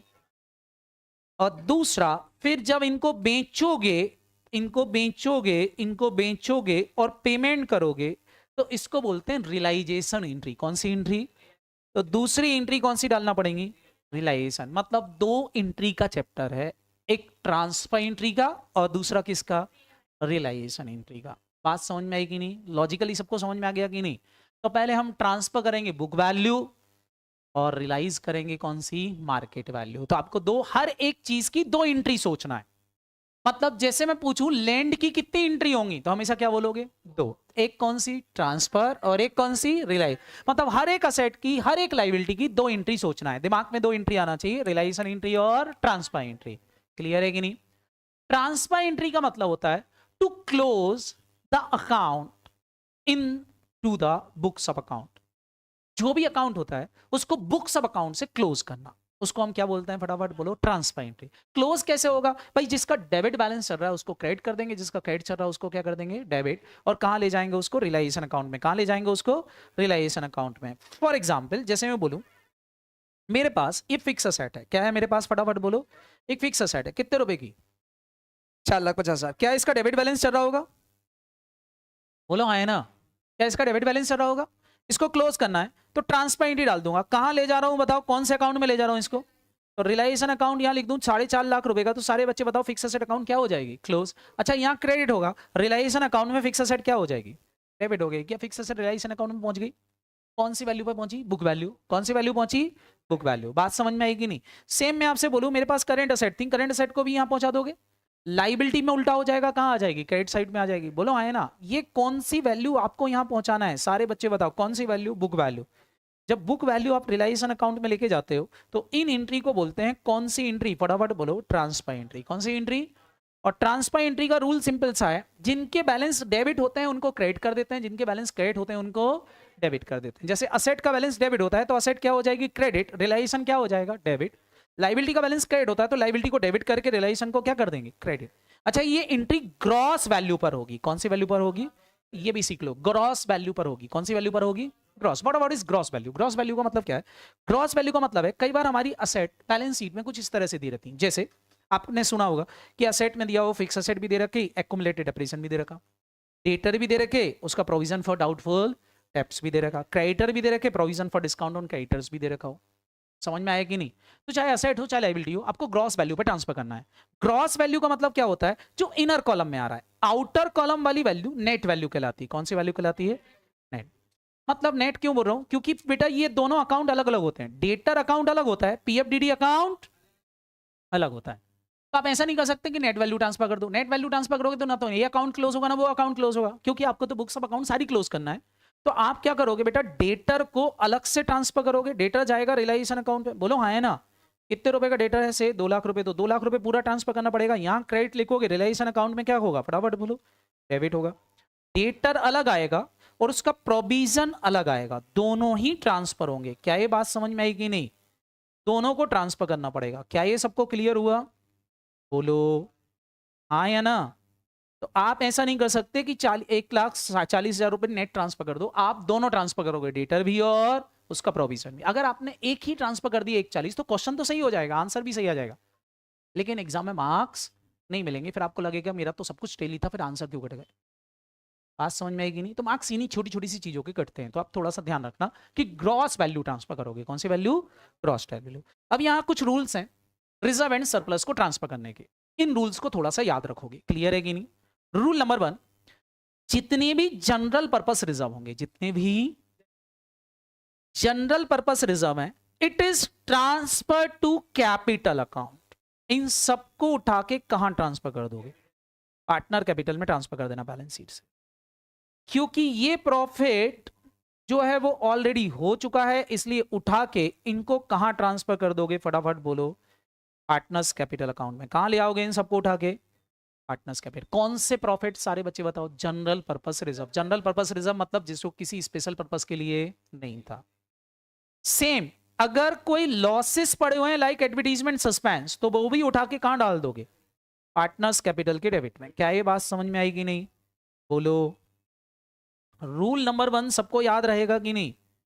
क्या बोला मैंने? रूल नंबर 1 फटाफट बोलो। रूल नंबर 1 क्या बोला है? बोलो। जनरल पर्पस रिजर्व कभी भी रिलायेशन अकाउंट में ट्रांसफर नहीं होंगे। It is transfer to partners capital account. याद रहेगा सबको? रूल नंबर 2, अगर आपके पास स्पेशल पर्पस रिजर्व है, तो स्पेशल पर्पस रिजर्व 2 तरह के होते हैं। एक होते हैं असेट रिलेटेड, जो किसी असेट पर होने वाले लॉस को सेट ऑफ करने के लिए बनाए गए, और एक होते हैं एक्सपेंडिचर या लाइबिलिटी रिलेटेड, जो किसी फ्यूचर की लाइबिलिटी को पेमेंट करने के लिए बनाए गए। तो अगर असेट रिलेटेड रिजर्व है, कौन सा है? फटाफट बोलो। अगर बैलेंस शीट में असेट रिलेटेड रिजर्व है, तो अगर उसकी असेट है जैसे स्टॉक, उसका रिजर्व है स्टॉक रिजर्व, तो आप सारे बच्चों को पता है असेट तो कहां ट्रांसफर होंगी? बुक वैल्यू पर। जल्दी से बताओ, पार्टनर्स कैपिटल में आएंगी असेट की रिलायेशन में आएंगी? सुनाई नहीं दे मेरे को? रिलायेशन। तो असेट जब रिलायेशन में जाएगी तो ऐसा रूल याद रखो, जहां असेट जाती है पीछे पीछे उसका कहां अपोजिट साइड में क्या चला जाएगा बेटा? रिजर्व। तो स्टॉक रिजर्व कहां चला जाएगा? पीछे पीछे। बात समझ में आएगी नहीं? तो असेट है और उसका रिजर्व है, तो दोनों ही कहां जाएंगे? फटाफट बोलो, रिलायेशन में जाएंगे। ऐसा क्यों? क्योंकि बेटा असेट को बेचोगे तो लॉस होगा, तो लॉस का पहला सेट ऑफ रिजर्व से होना चाहिए। तो हम रिजर्व ही रिलायेशन अकाउंट में लिख देंगे, तो अपने आप ही सेटअप हो जाएगा, हमको अलग से करने की जरूरत नहीं पड़ेगी। जीएलपी दे रखी, तो जेएलपी मेरी असेट है, तो जेएलपी को जब मैं यहां ट्रांसफर करूंगा तो बताओ सारे बच्चे बताओ, जेएलपी रिजर्व भी कहां ट्रांसफर हो जाएगा? रिलायंस में आ जाएगा। बात समझ में आ गई कि नहीं? बोलो। लेकिन अकेला, मतलब सिंपल सी बात करूं, घर वाला है घर वाली है तो दोनों साथ में ही आएंगे। बात समझ में आई कि नहीं?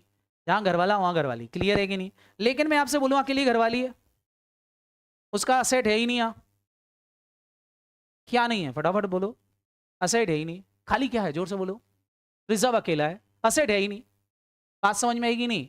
मतलब घर वाली है और कोई नहीं है, तो फिर इसको कोई भी ले जाए, कोई भी ले जाए मतलब कौन ले जाएगा? फटाफट बोलो, पार्टनर। फिर सीधा इसको कहां डिस्ट्रीब्यूट कर दोगे? पार्टनर को डिस्ट्रीब्यूट। क्या ये सबको समझ में आया? क्लियर है कि नहीं? तो asset related reserve partners capital में तभी ट्रांसफर होंगे जब उसकी असेट नहीं होगी। अगर असेट है तो वो रिलायंस अकाउंट में ही ट्रांसफर होंगे। रूल याद रहेगा कि नहीं? Rule number 3, workman compensation, liability वाले।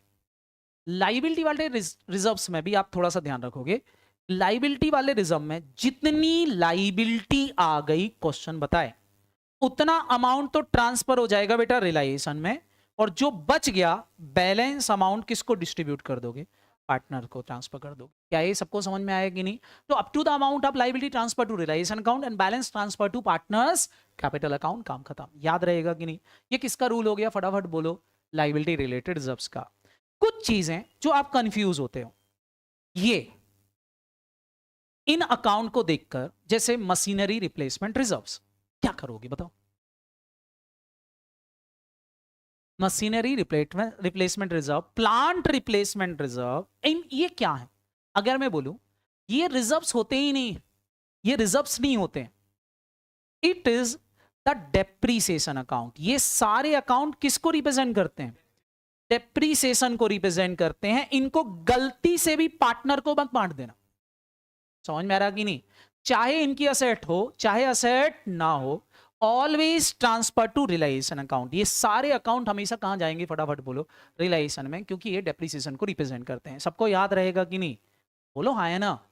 सेम बेटा कुछ चीजें और होती हैं, जैसे employ provident fund, employ pension fund, employ welfare fund, employ profit sharing reserves. तो यहां भी आप रिजर्व देख करके कंफ्यूज मत हो जाना, ये एक्चुअल में रिजर्व नहीं है, ये एक्चुअल लाइबिलिटी है, उल्टा इनका पेमेंट करना पड़ेगा। It's represent the actual liability, और ये एक्चुअल लाइबिलिटी होते हैं, इसलिए ये भी कहां ट्रांसफर होंगे? बोलो, रिलायंस में ही जाएंगे। ये कभी भी रिजर्व्स नहीं होते, इनको पार्टनर में डिस्ट्रीब्यूट मत कर देना। ये एम्प्लॉय बेटा आउटसाइडर होता है जिसका पेमेंट करना पड़ेगा। Clear? Except workman compensation reserve. Workman compensation reserve हमने वॉलंटरी बनाया था, फ्यूचर में देंगे नहीं देंगे वो डिसाइडेड नहीं था, बट ये तो देना ही पड़ेगा। समझ में आ रहा कि नहीं? बोलो, क्या इतनी बातें सबको समझ में आ गई? ये थी बेटा हमारी ट्रांसफर एंट्री के रूल। आई होप सबको ट्रांसफर एंट्री के रूल क्लियर हो गए कि नहीं? जी,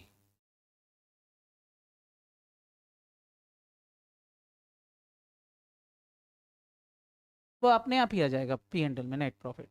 गुड्स खरीदा बेचा, अपने आप प्रॉफिट, नेट प्रॉफिट निकलता है कि नहीं? वैसे रिलायंस अकाउंट में हम अलग अलग नहीं बनाएंगे, वही तो मैं बोला था सबको एक साथ, सही एक साथ ही बनाएंगे, एक साथ ही प्रॉफिट आ जाए।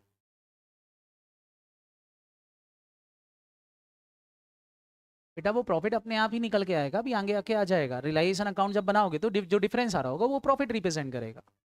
यहाँ 1 लाख रुपए लिखा है, यहाँ 1,20,000 लिख लिया, तो 20,000 का डिफरेंस अपने आप आ जाएगा, वो प्रॉफिट को रिप्रेजेंट करेगा। समझ में आया कि नहीं? अब इसके बाद ट्रांसफर एंट्री की बात आती है रिलायंस एंट्री। कौन सी एंट्री आती है बेटा? रिलायंस एंट्री बेटा सिंपल है, असेट और लाइबिलिटी, बस एक कसम खा लो रिलायंस एंट्री डालने के लिए। असेट का नाम रिलायंस है, लाइबिलिटी का नाम भी क्या रख दिया है? रिलायंस। इनकम का नाम भी क्या है? रिलायंस। और एक्सपेंसेस का नाम भी क्या है? आपको एक ही वर्ड यूज करना है, रिलायंस। ट्रांसफर एंट्री के बाद कसम खा लो किसी असेट का नाम यूज नहीं करोगे, केवल एक ही वर्ड यूज करोगे, कौन सा? रिलायंस, क्योंकि वो रिलायंस अकाउंट में ट्रांसफर हो गया। समझ में आया कि नहीं? तो असेट लाइबिलिटी सबके नाम क्या होगा बेटा? रिलायंस। अब मैं आपसे पूछूं, मैंने आपने फर्नीचर बेचा, फर्नीचर बेचा, एंट्री क्या डालते फर्नीचर बेचने की? Bank account debit to furniture लिखते हैं, लेकिन फर्नीचर वर्ड यूज नहीं करोगे, कौन सा लिखो? Bank account debit to reliance. अब मैं आपसे बोलूं बैड डेट रिकवर हुए, एंट्री क्या डालते? Bank account debit to bad debt recover लिखते कि नहीं? लेकिन बैड डेट रिकवर का नाम क्या हो गया? इनकम का नाम रिलायंस हो गया। मैं बोलूं सैलरी का पेमेंट किया, एंट्री क्या डालते? Salary account debit to cash लिखते, लेकिन आप सैलरी वर्ड यूज नहीं करोगे, कौन सा वर्ड लिखोगे? Reliance account debit to cash. समझ में आया कि नहीं? तो सब जगह आपको कैश या बैंक ही लिखना है। समझ में आया कि नहीं? सबसे पहला केस होगा, क्वेश्चन बोलेगा when the asset sold for cash, asset को कैश में बेच दिया। असेट को जन एंट्री बताओ, असेट को कैश में बेच दिया तो क्या एंट्री डालोगे? पैसा आया होगा, क्या एंट्री डालोगे? Cash account debit to realisation account. Asset तो नहीं लिखोगे। फिर अगर कोई बोलता है कि कोई असेट पार्टनर टेक ओवर करके ले गया, पार्टनर टेक ओवर करके ले गया, तो कैश वर्ड की जगह क्या लिख दोगे? पार्टनर कैपिटल लिख दोगे। और यहां क्या लिख दोगे? फटाफट बोलो, रियलाइज। ध्यान रखना एंट्री दो केसेस में होगी, अगर ओपन मार्केट में बिकेगा तो होगी, और दूसरा केस क्या होगा? सारे बच्चे बताओ, अगर कोई पार्टनर ले जाएगा तो होगी। अगर आउटसाइडर कोई असेट उठा के ले गया, जैसे बैंक वाले आए और आपकी कार उठा के ले गए, तो उसकी कोई एंट्री नहीं होगी। बताओ क्यों नहीं होगी? क्योंकि असेट का नाम भी रियलाइजेशन है और लायबिलिटी का नाम भी क्या रख दिया था। अरे एंट्री डालने की कोशिश करोगे तो भी क्या होगी? रियलाइजेशन टू रियलाइजेशन, कोई मतलब नहीं निकलेगा। समझ में आ रहा कि नहीं? तो उसकी कोई एंट्री नहीं होगी। ये रियलाइजेशन की एंट्री है। सेम लायबिलिटी का पेमेंट करोगे। अब लायबिलिटी का पेमेंट करने की एंट्री, अगर लायबिलिटी को आपने कैश में डिस्चार्ज कर दिया तो लायबिलिटी का नाम क्या था बेटा? रियलाइजेशन। तो एंट्री हो जाएगी realisation account debit to cash and bank. बात समझ में आएगी नहीं? और अगर कोई पार्टनर बोल रहा है कि भैया मैं घर से पैसा दे दूंगा, तो आप बाद में पार्टनर को पेमेंट करोगे, एंट्री होगी realisation account debit to partner capital. अब वो लायबिलिटी तो खत्म हो गई, लेकिन पार्टनर को पैसा देना पड़ेगा बाद में, इसलिए पार्टनर कैपिटल के नाम से लिख लोगे। क्लियर है कि नहीं? ये एंट्री किसकी हो गई? फटाफट बोलो, पेमेंट की। समझ में आया कि नहीं? ये रियलाइजेशन की एंट्री हो गई। ट्रांसफर एंट्री और रियलाइजेशन एंट्री अगर ये आती है तो इस चैप्टर में कोई प्रॉब्लम नहीं है। अब यहाँ कुछ मेन पॉइंट बनते हैं, जैसे कि करंट कैपिटल का क्या करेंगे। करंट कैपिटल ऑलवेज, चाहे उसका डेबिट बैलेंस हो चाहे उसका क्रेडिट बैलेंस हो, ट्रांसफर टू कैपिटल अकाउंट। कौन सा अकाउंट? Capital account. तो करंट कैपिटल को हमेशा अकाउंट ट्रांसफर कर दोगे, करंट कैपिटल में क्लोज कर दोगे। क्लियर है कि नहीं? इसके अलावा क्वेश्चन में पार्टनर का लोन दिया होगा। पार्टनर का क्या दिया होगा? लोन। पार्टनर लोन अगर दिया है तो इसका सेपरेट पेमेंट होगा, आप इसको कैपिटल अकाउंट में ट्रांसफर नहीं करोगे। इसकी एंट्री होगी loan account debit, partner loan account debit to cash या टू बैंक। इसको कभी भी कहां ट्रांसफर नहीं करोगे, ना तो पार्टनर कैपिटल में ना रियलाइजेशन में, सेपरेट अकाउंट ओपन करोगे, पेमेंट करोगे। लेकिन अगर फर्म ने पार्टनर को लोन दे रखा है, फर्म ने, तो ध्यान रखना फर्म ने पार्टनर को लोन दे रखा तो वो एक तरह की करंट कैपिटल ही होती है। क्या होती है? जोर से बोलो, करंट कैपिटल ही होती है। तो ये कहां ट्रांसफर करोगे? पार्टनर्स कैपिटल अकाउंट में। कहां ट्रांसफर करोगे? पार्टनर्स कैपिटल में। एंट्री डालोगे partners capital account debit, partner की कैपिटल को डेबिट दे दोगे, और ये जो लोन आपने या एडवांस जो भी आपने किसको दे रखा था, फटाफट बोलो, पार्टनर को, उसको क्रेडिट कर दोगे। क्या ये समझ में आया कि नहीं? बोलो। मैंने बोला कि अगर फर्म ने लोन ले रखा है किससे, तो उसका पेमेंट सेपरेटली होगा, आप उसको रियलाइजेशन अकाउंट और पार्टनर कैपिटल में ट्रांसफर नहीं करोगे। लेकिन अगर फर्म ने लोन दिया है किसको? पार्टनर को, तो भैया वो बेसिकली पार्टनर ने फर्म से पैसा निकाल लिया है, और फर्म से पैसा निकालना है ना, मतलब वो करंट कैपिटल ही कहलाती है। समझ में आ रहा है? कि तो करंट कैपिटल कहाँ ट्रांसफर करने का बोला था अभी मैंने? पार्टनर्स कैपिटल में। आपको अलग अलग अकाउंट ओपन करने की जरूरत नहीं कि कैपिटल के 4-5 अकाउंट ओपन करके रखो। क्लियर है कि नहीं? एक ही अकाउंट में सारे एडजस्टमेंट कर देंगे। क्यों? क्योंकि फर्म बंद हो चुकी है, बंद हो चुकी, तो अब मेरे को अलग अलग कैपिटल रखने की जरूरत नहीं। याद रहेगा कि नहीं? तो ये थोड़ा सा ध्यान रखेंगे, इस तरीके से क्वेश्चन सॉल्व करेंगे। क्लियर है कि नहीं? एक रियलाइजेशन की अकाउंटिंग एंट्रीज अपन सीखते हैं। जरा रियलाइजेशन की एंट्रीज में क्या ध्यान रखना पड़ता है वो चीज अपन यहाँ पर सीखते हैं। क्लियर है कि नहीं? देखें जरा, एक रियलाइजेशन की एंट्री मैं यहाँ लेके आया हूँ। जैसे क्वेश्चन बोल रहा है कि बुक वैल्यू ऑफ असेट थी जो कि ट्रांसफर हो चुकी है रियलाइजेशन अकाउंट में, कितने रुपए की? 1 लाख। तो बेटा बुक वैल्यू ऑफ असेट पे सबसे पहले फोकस करेंगे कि हमारे पास बुक वैल्यू ऑफ असेट थी 1 लाख की। अब इस 1 लाख की एसेट का क्या कर रहे हैं, बस वो थोड़ा सा ध्यान से समझना। क्वेश्चन बहुत ध्यान से पढ़ना रहता है, क्योंकि छोटी छोटी सी मिस्टेक्स आपका पूरा क्वेश्चन गलत करा देगी। क्लियर है कि नहीं? क्वेश्चन बोल रहा है 50% of the asset taken by partner P. कितनी असेट ले जा रहा? पूरी ले जा रहा का 50%? 50% ऑफ असेट की बात चल रही है अभी। तो सबसे पहले तो 50% ऑफ असेट मतलब कितने रुपए की बात चल रही? 50। इस 50,000 की बुक वैल्यू की बात चल रही है, पहले तो बुक वैल्यू पे फोकस करेंगे। क्लियर है कि नहीं? कि 50,000 बुक वैल्यू वाली असेट को कौन ले जा रहा है? पी। और वो भी कितने डिस्काउंट पर? 20% डिस्काउंट पर। तो सारे बच्चे ध्यान रखना, डिस्काउंट की कोई एंट्री करने की जरूरत नहीं है। क्यों नहीं करना? क्योंकि आप नेट सेल ही बुक करोगे तो अपने आप ही डिस्काउंट माइनस हो जाएगा कि नहीं? अगर मैं 50 लिख के 40 का डिस्काउंट लिखूं P&L में या सीधा 40 लिख दूं तो ज्यादा बेटर क्या है, फटाफट बोलो सीधा 40। तो आप नेट रियलाइजेबल वैल्यू पर ही एंट्री डालोगे। सारे बच्चे बताओ नेट रियलाइजेबल वैल्यू कितनी हो गई? तो 40,000 पे एंट्री होगी। क्या एंट्री होगी इसकी 40,000 पर बोलो? पार्टनर लेके जा रहा है तो पैसा तो आ नहीं रहा, एंट्री क्या डालोगे? P's capital account debit to asset लिखोगे कि रियलाइजेशन? To realisation account. कितने रुपए से होगी? 40,000। क्या इस एंट्री में किसी को कोई दिक्कत? अब आगे रिमेनिंग कितनी बच गई?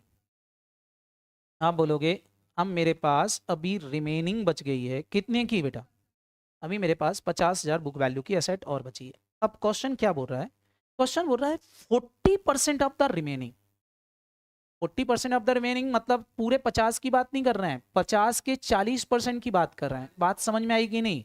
मतलब यहां 40% ऑफ रिमेनिंग। सारे बच्चे बताओ दैट इज कितनी बुक वैल्यू की बात चल रही है? 20,000। 20,000 कैसे? 50,000 का 40% होगा। समझ में आया कि नहीं? 1 लाख पे मत लगा देना 40%। क्लियर है कि नहीं? रिमेनिंग का 40% बोल रहे हैं। भाई यही इंपॉर्टेंट पॉइंट होता है कि आप चीजों को किस तरह से फोकस करके पढ़ रहे हो।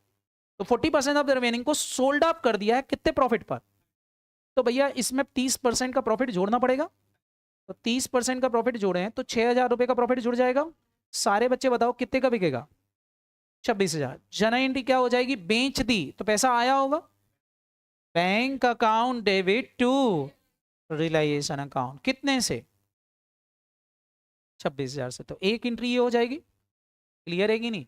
सारे बच्चे नेक्स्ट पॉइंट देखें। आगे बोल रहे हैं कि बाकी आगे देखें तो बोल रहे हैं and 5% B 5% of the balance. तो पहले तो बैलेंस बताओ कितना बैलेंस बच गया था? कितना बैलेंस बच गया था बेटा? 30,000 का बैलेंस बच गया था कि नहीं? यहाँ लिखता हूं बैलेंस। बैलेंस एसेट मेरे पास 30,000 बची थी। अब 30,000 में भी वो बोल रहे हैं क्या? 5% of the balance. 5% of balance. पहले तो बताओ 5% ऑफ बैलेंस कितना हुआ? जल्दी से बताओ।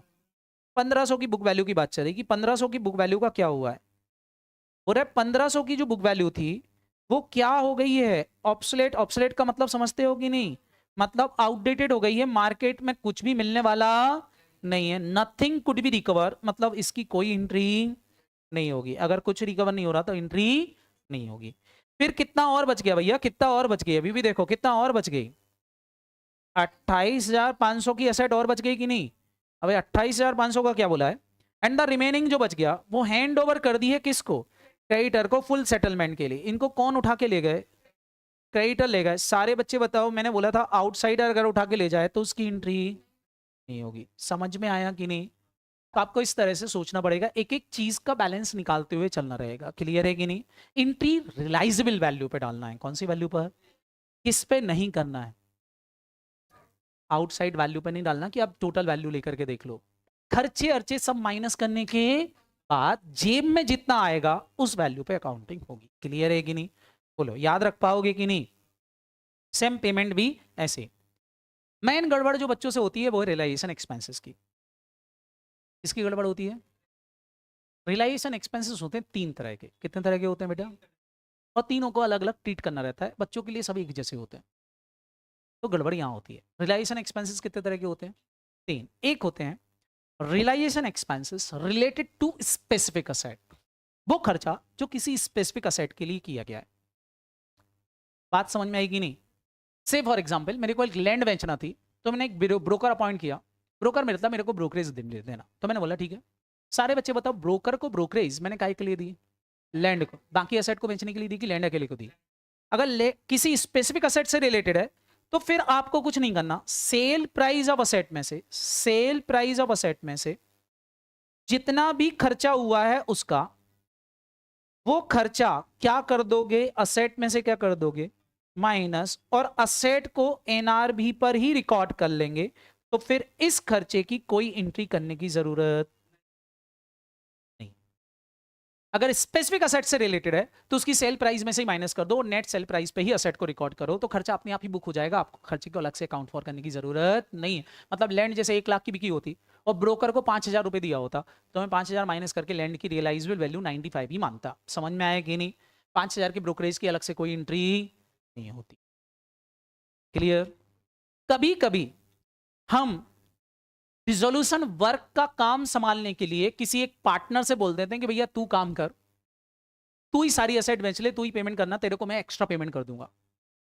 तो अगर डिसोल्यूशन वर्क का काम करने के लिए पार्टनर को बोला गया कि आप रिम्यूनरेशन दोगे या कमीशन दोगे, तो ये फर्म का खर्चा माना जाएगा। किसका खर्चा माना जाएगा? फर्म का। इसकी एंट्री डालोगे आप। मैंने बोला था खर्चे का नाम क्या हो गया है? सारे बच्चे बताओ, खर्चे का नाम हो क्या गया है? सुनाई नहीं दिया, जोर से बोलो। पक्का? तो लिखोगे रियलाइजेशन अकाउंट डेबिट टू, किसको दे रहा है? अभी पेमेंट नहीं करेंगे, कहां डाल दोगे? Partner capital. जो भी पार्टनर अपॉइंट किया गया उसकी कैपिटल में क्रेडिट कर दोगे। क्या ये समझ में आया? और कैपिटल के साथ एक साथ पेमेंट कर देंगे। क्लियर है कि नहीं? बोलो, याद रहेगा कि नहीं? बोलो, आया ना? तो अगर रिम्यूनरेशन दिया गया है तो एंट्री होगी ही होगी। क्या एंट्री होगी? Realisation account debit to partners capital account. खर्चे को हम डेबिट कर देंगे पार्टनर्स में। क्लियर है कि नहीं? बोलो, रियलाइजेशन अकाउंट मतलब पीएनएल, पीएनएल अकाउंट में डेबिट हो जाएगा और क्रेडिट हो जाएगा उसकी पार्टनर कैपिटल। मजा तो यहां आता है। कॉमन फॉर ऑल, ऐसे खर्चे जो सारी असेट और सारी लाइबिलिटी से रिलेटेड होते हैं। जैसे मान लो मेरी फर्म का डिसोल्यूशन हुआ और मैंने एक एडवर्टीजमेंट दिया कि मेरे को अपनी सारी असेट बेचना है, फर्नीचर भी बेचना है, बिल्डिंग भी बेचना है, असेट भी बेचना है। सारे बच्चे बताओ, एडवर्टीजमेंट का खर्चा किसी एक असेट से रिलेटेड है कि सारी असेट से रिलेटेड? तो ये खर्चा कौन सा होता है? Common for all. Common for all का खर्चा जब भी आए तो एग्जाम में दो वर्ड ढूंढना बहुत जरूरी है। एक, बियर कौन कर रहा है, दूसरा पे कौन कर रहा है। समझ में आ रहा कि नहीं? तो दो वर्ड ढूंढना जरूरी है कि एक्सपेंसेस बियर बाय कौन है और एक्सपेंसेस पेड बाय कौन है। याद रहेगा कि नहीं? बोलो, अगर फर्म बियर कर रही है तो ही रियलाइजेशन अकाउंट डेबिट होगा, नहीं तो रियलाइजेशन अकाउंट डेबिट नहीं होगा। फर्म खर्चा अपना खुद का मान रही, बियर करने का मतलब है वो खुद का खर्चा मान रही, तो ही पीएनएल में जाएगा, नहीं तो पीएनएल में नहीं जाएगा। और अगर फर्म पे कर रही है तो ही कैश अकाउंट को क्रेडिट करना, नहीं तो कैश अकाउंट को क्रेडिट नहीं करेंगे। क्या ये सबको याद रहेगा? दो रूल रट लो। कौन कौन सा बोला मैंने? फटाफट बोलो। अगर खर्चा कौन बियर कर रही है तो रियलाइजेशन डेबिट होगा, और अगर खर्चा कौन पे कर रही है? फर्म, तो क्या करोगे? कैश को क्रेडिट करोगे, नहीं तो कैश को credit. In case of question is silent regarding the paid और बियर, ऑलवेज टेकन कि वो काम फर्म ने किया है। किसने किया है? फटाफट बोलो। फर्म ने किया है, यही मानोगे कि वो काम फर्म ने किया है। सबको याद रहेगा कि नहीं? जैसे पहला पॉइंट दिया है, देखा जरा, फर्स्ट पॉइंट दिया है रियलाइजेशन एक्सपेंसेस हुए 10,000 के, पेड बाय कौन? अरे अरे अरे, पेड बाय कौन है? मेरे को बताओ, रियलाइजेशन एक्सपेंसेस का बियर नहीं बताया, किसने किया? क्या मानोगे? ये बियर किसने किया? अच्छा, फर्म ने बियर किया तो मैंने अभी पढ़ाया था रियलाइजेशन अकाउंट तो क्या होगा? डेबिट होगा। कितने रुपए से? 10,000। बोलो, आया ना? अच्छा, पेड किसने कर दिया? अरे अरे, क्या लिखा? पेड बाय पार्टनर कौन है? एक्स। कैश अकाउंट क्रेडिट होगा क्या? नहीं, कैश क्रेडिट। तो क्रेडिट किसको करोगे? तो फिर एक्स लिख दोगे, एक्स कैपिटल। समझ में आई एंट्री की नहीं? बोलो। दूसरा ट्रांजेक्शन देखो, देखा realisation expenses bear by partner X 10,000। कितने रुपए? फटाफट बोलो। 10,000। अब बताओ यहां क्या नहीं दिया? फटाफट बोलो। पेड नहीं बताया। पेड बताया क्या? सारे बच्चे बताओ, अब क्या मानोगे? फटाफट बोलो। पेड नहीं बताया, क्या मानोगे? फटाफट बोलो। ये पेड बाय क्या होगा? फर्म होगा। अगर पेमेंट नहीं बता रहा तो फर्म ही मानेंगे। एंट्री क्या डालोगे बताओ? रियलाइजेशन तो डेबिट होगा क्योंकि फर्म बियर कर रही है। अच्छा, पेमेंट अब फर्म ने किया है, क्या डालोगे? सॉरी सॉरी सॉरी, एक मिनट रुक जाओ। बियर कौन कर रहा है? जल्दी से बताओ, बियर कौन कर रहा है? बियर तो पार्टनर कर रहा है ना। बियर पार्टनर कर रहा है तो सारे बच्चे बताओ, रियलाइजेशन अकाउंट डेबिट कर सकते हो क्या? अच्छा, पेमेंट किसने किया? तो कैश अकाउंट तो क्रेडिट करना पड़ेगा कि नहीं? तो आप डेबिट किसको करोगे? तो क्या लिख देंगे? Mister x capital. समझ में आया कि नहीं? दूसरा केस देखो, क्वेश्चन बोल रहा है realisation expenses paid and bear by partner X. Partner X ही बियर कर रहा है, पार्टनर एक्स ही पे कर रहा है। बताओ, रियलाइजेशन अकाउंट डेबिट होगा क्या? कैश क्रेडिट होगी क्या? नहीं, ना तो रियलाइजेशन डेबिट होगा ना क्रेडिट होगी। अच्छा, डेबिट क्रेडिट क्या होगा? X x. बताओ, एंट्री करूं क्या? तो क्या लिखोगे? क्योंकि बियर और पेड पार्टनर कर रहा है तो मेरी बुक्स में कोई एंट्री नहीं होगी। अब कभी कोई ऐसा आ जाता है रियलाइजेशन एक्सपेंसेस हुए 10,000 के, बियर कौन कर रहा था? एक्स। अच्छा, पेमेंट भी कौन कर रहा है? वाई। बोलो, पेमेंट वाई ने कर दिया, बियर कौन कर रहा था? एक्स। अच्छा, जो बियर कर रहा है वो डेबिट होगा। एंट्री क्या होगी? फटाफट बोलो यहाँ पर। Mister x capital account debit, जिसने पेमेंट किया उसकी कैपिटल को क्या कर दोगे, वाई, क्या लिख दोगे, to mister Y capital account. करते बनेगा कि नहीं, जरा ये वाला क्वेश्चन आप लोग सॉल्व करके बताओ, मैं देख रहा हूं आपका।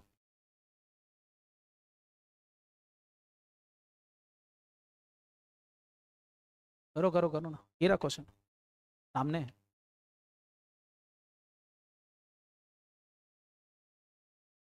करो, इसकी एंट्री डालो अपनी कॉपी में फटाफट, जल्दी से 2 एंट्री डालना है आपको, देखता हूँ कॉपियां बुलाता हूँ किसी की,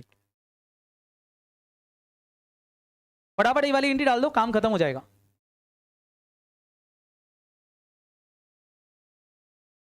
प्रणाम बेटा प्रणाम, सारे बच्चे जल्दी से ये वाली एंट्री डाल के बता दो, देखता हूँ कितने बच्चे इस एंट्री को कर पाते हैं।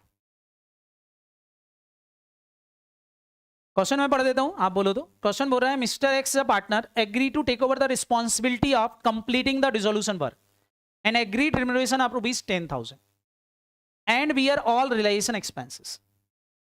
एक्चुअल रिलाइजेशन एक्सपेंसेस हुए 12,000 रुपए के, पर paid by mister X out of private fund, out of private fund.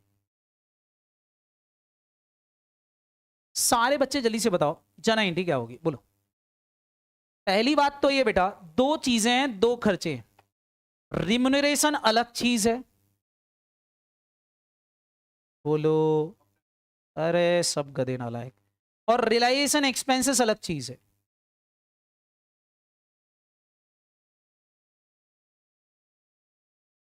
Remuneration जो है, इसकी एंट्री और इसकी एंट्री में फर्क है, ये कॉमन फॉर ऑल है, और ये जो पैसा दे दिया जा रहा है फॉर डिसोल्यूशन वर्क के लिए दिया जा रहा है। मैंने अभी आपको ऊपर यही तो समझाया था कि 3 तरह के खर्चे होते हैं, एक कॉमन फॉर ऑल और एक होते हैं डिसोल्यूशन वर्क के लिए जो दिए गए।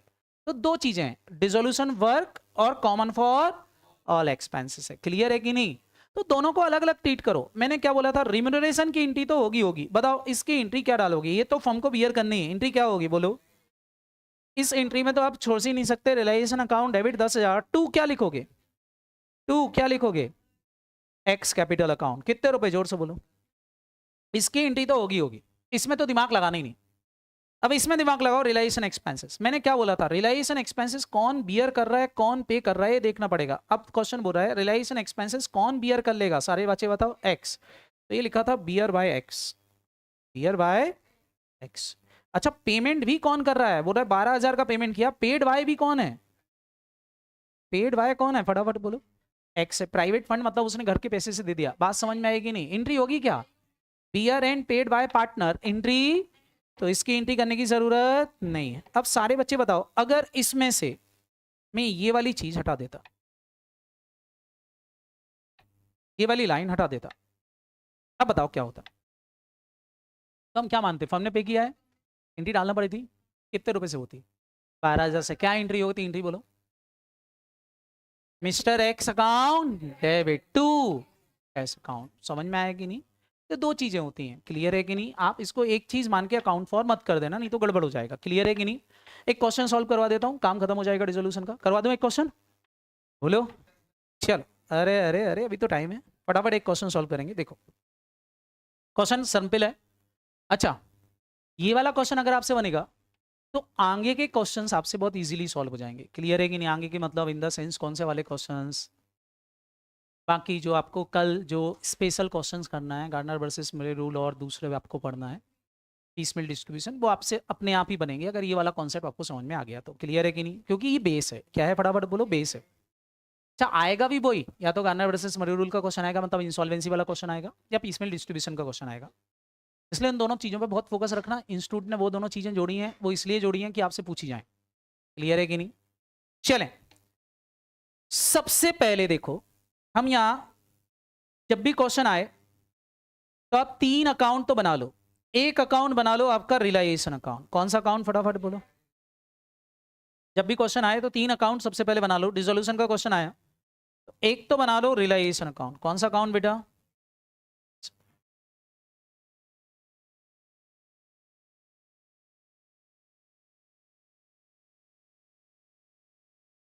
दूसरा अकाउंट जो आप सारे बच्चे बनाओगे वो है पार्टनर्स कैपिटल अकाउंट।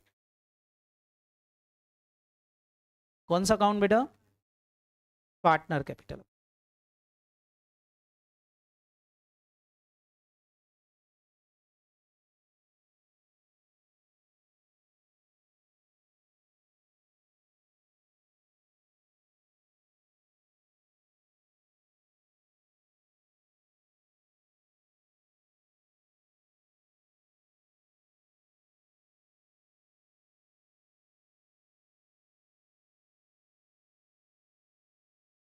तो दूसरा अकाउंट जो आप सारे बच्चे बनाएंगे वो कौन सा अकाउंट है बेटा? Partners capital account.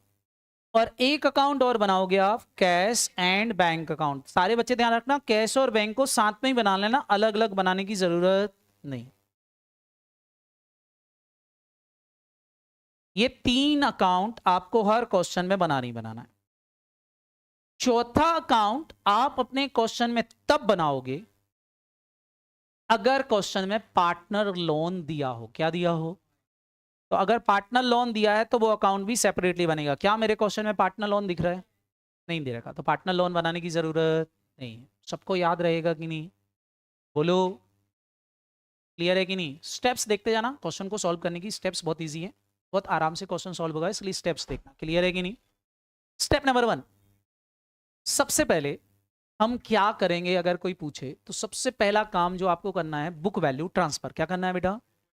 और बुक वैल्यू ट्रांसफर कुछ नहीं करना, इस साइड जो लिखा है वो यहां लिख देना है, और यहां लिखा है वो यहां लिख देना है। क्रॉस करके अकाउंट में हमको बैलेंस मैनेज करना है। क्लियर है कि नहीं? इन एंट्री को कौन सी बोलते हैं? Transfer entry. क्या बोलते हैं इसको?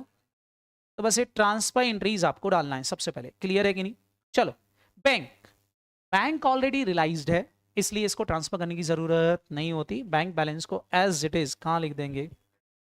कैश एंड बैंक में लिख देंगे to balance brought down. Cash का बैलेंस कुछ भी नहीं है, बैंक का बैलेंस दिया है वो लिख देता हूं। बताओ भैया, बैंक का बैलेंस कितने रुपए बोल रहे थे? 55,000। कितना बोल रहा है फटाफट बोलो। अगर दोनों दिए होते तो हम दोनों इस तरह से लिख करके टोटल लगा के बाहर लिख देते। समझ में आया कि नहीं? तो 55,000 रुपए का बैंक बैलेंस है। इसके बाद क्वेश्चन में दे रखा डेटर। डेटर कितना दे रखा? डेटर से रियलाइज होगा, डेटर को ट्रांसफर कर देते हैं असेट से टू डेटर। कितने रुपए लिख दूं बताओ? 60,000 का डेटर। उसके बाद दे रखा स्टॉक। स्टॉक कितने का दे रखा? 85,000 स्टॉक। कितना लिख दूं फटाफट बोलो? 85,000। बुक वैल्यू ही लिखना है। स्टॉक के बाद दे रखा फर्नीचर 1 लाख रुपए का, ट्रांसफर कर दो टू फर्नीचर। कितने रुपए लिख दूं बेटा? 1 लाख का फर्नीचर। और बताओ फर्नीचर के बाद क्या दे रखा? मशीन। कितने की? 1,30,000। तो 1,30,000 की मशीनरी लिख लेते हैं। और कुछ दे रखा है क्या? और कुछ दे रखा क्या बेटा? इसके बाद दे रखा है एक ही करेंट कैपिटल। मैंने क्या बढ़ाया था अभी? करेंट कैपिटल कहां ट्रांसफर कर दोगे? कैपिटल अकाउंट में। कहां ट्रांसफर कर दोगे? कैपिटल। ये हमारा ए हो गया, ये बी हो गया, ये सी हो गया। एक ही करेंट कैपिटल यहां लिख दो, टू एज करेंट अकाउंट। कितने रुपए ट्रांसफर कर दूं बताओ भैया? एक ही करेंट कैपिटल है कितनी? 20,000। कितनी दे रखी बेटा? ट्रांसफर। कोई दिक्कत? सारे बच्चे बताओ असेट साइड ट्रांसफर हो गई। मैं कुछ क्वेश्चंस पूछूंगा, बताना। बैलेंस शीट में गुडविल होती, बताओ कहां ट्रांसफर करते? जोर से बोलो, सुनाई नहीं दिया भाई, यही तो गड़बड़। गुडविल भी असेट है, रियलाइजेशन में ही जाएगी। समझ में आया कि नहीं? बोलो, गुडविल भी कहां जाएगी? सुनाई नहीं दिया। ये कोई एडमिशन और डेथ वाला क्वेश्चन नहीं कि डिस्ट्रीब्यूट करने लग जाओ। गुडविल भी बिकेगी तो वो भी कहां जाएगी? रियलाइजेशन में जाएगी। याद रहेगा कि नहीं? दूसरा, सारे बच्चे बताना, पॉइंट नंबर 2, बताओ जीएलपी होती तो वो भी कहां जाएगी? रियलाइजेशन में ही जाएगी। स्पेशल कोई यहाँ कुछ होने वाला नहीं है, यहाँ सबका ट्रीटमेंट सेम ही होता है, चाहे वो गुडविल हो, चाहे वो जेएलपी हो, चाहे कोई भी एसेट हो। क्लियर है कि नहीं? तीसरी चीज बताना, अगर आपकी बुक में प्रीपेड इंश्योरेंस दिया है, क्या दिया है, और क्वेश्चन साइलेंट है, तो कितने रुपए रियलाइज्ड मानोगे? तो हमेशा ध्यान रखना, गुडविल और प्रीपेड इंश्योरेंस, ध्यान रखना मैं प्रीपेड एक्सपेंसेस नहीं बोला, क्या बोला? प्रीपेड इंश्योरेंस और गुडविल। अगर इन दो चीजों को लेकर के क्वेश्चन साइलेंट है तो ऑलवेज अज्यूम कि कुछ भी रियलाइज नहीं होगा। बाकी असेट के केस में बुक वैल्यू के बराबर रियलाइज होगा, ये मानना है। समझ में आया कि नहीं? कौन सी दो असेट स्पेशल है? ऐसा क्यों? क्योंकि फर्म डिसॉल्व हो गई तो गुडविल अब बिकने वाली, तो मानेंगे कुछ भी रियलाइज नहीं हुआ। प्रीपेड इंश्योरेंस बताओ मेरे को, मैंने किसी का इंश्योरेंस पहले से पेमेंट कर रखा है, मैं इंश्योरेंस कंपनी से जब बोलूँ जाओ मेरा मेरा प्रीमियम मेरे को वापस दे दो, देगी क्या? कुछ भी रियलाइज? याद रहेगा कि नहीं? Any doubt? जब तक क्वेश्चन रियलाइजेबल वैल्यू ना दे तब तक इनकी वैल्यू जीरो मानोगे। क्लियर है कि नहीं? दे दी तो वही वैल्यू ले लेना, कोई दिक्कत नहीं। बाकी असेट में किसी असेट की रियलाइजेबल वैल्यू नहीं दे रखी हो तो बुक वैल्यू को ही रियलाइजेबल वैल्यू मान के रिकॉर्ड कर देंगे। क्लियर? चले, तो ये तो हो गया मैटर खत्म। अब जरा यहाँ आ जाए, कैपिटल दे रखी ए और बी की, 1 लाख और 2 लाख। कैपिटल लिख दें यहाँ पर, बाय बैलेंस ब्रॉट डाउन। ए की कैपिटल कितनी बोल रहे हैं? 1 लाख, और बी की कैपिटल 2 लाख। सी की है ही नहीं। इसके बाद क्वेश्चन में बी का करंट अकाउंट दे रखा 65,000 का। बी का करंट अकाउंट यहाँ लिख दो, 20 करंट अकाउंट यहीं ट्रांसफर कर दो। कितना ट्रांसफर कर दूं बी का करंट अकाउंट? 20 था कि 65 था? 65, 65,000 ये ट्रांसफर कर दिया। इसके बाद क्वेश्चन बोल रहा था वर्कमैन कंपनसेशन फंड। अभी मैंने आपको पढ़ाया था, वर्कमैन कंपनसेशन फंड लायबिलिटी होता है कि रिजर्व से? जोर से बोलो। मैंने क्या पढ़ाया था वर्कमैन कंपनसेशन फंड में? अगर वर्कर की लायबिलिटी आएगी तो रियलाइजेशन में जाएगा, और वर्कर की लायबिलिटी नहीं आएगी तो रियलाइजेशन में। नीचे क्वेश्चन पढ़ो, कहीं वर्कमैन कंपनसेशन का कोई पॉइंट दिख रहा है? नहीं दिख रहा तो सारे बच्चे बताओ, पूरा रिजर्व किसको डिस्ट्रीब्यूट कर दो? कौन से रेशो में बांट दोगे? ओल्ड रेशो में बांट दो। बांट दो जरा ओल्ड रेशो में। 40,000 रुपए को 4:1। ए एंड बी पार्टनर है। सी कहाँ से बना दिया मैंने? अरे यार, 2 ही पार्टनर थे। सी हटाओ, तो है ही नहीं।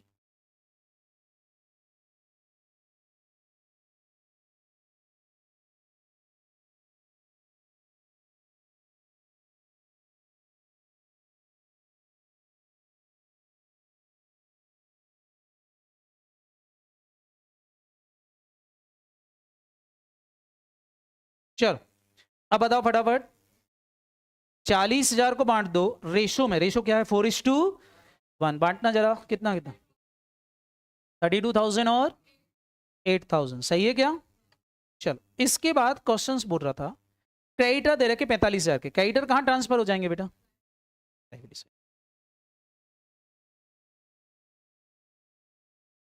इतना सबको समझ में आया? बोलो। एक और रूल बताना, अनरिकॉर्डेड असेट, अनरिकॉर्डेड लाइबिलिटी।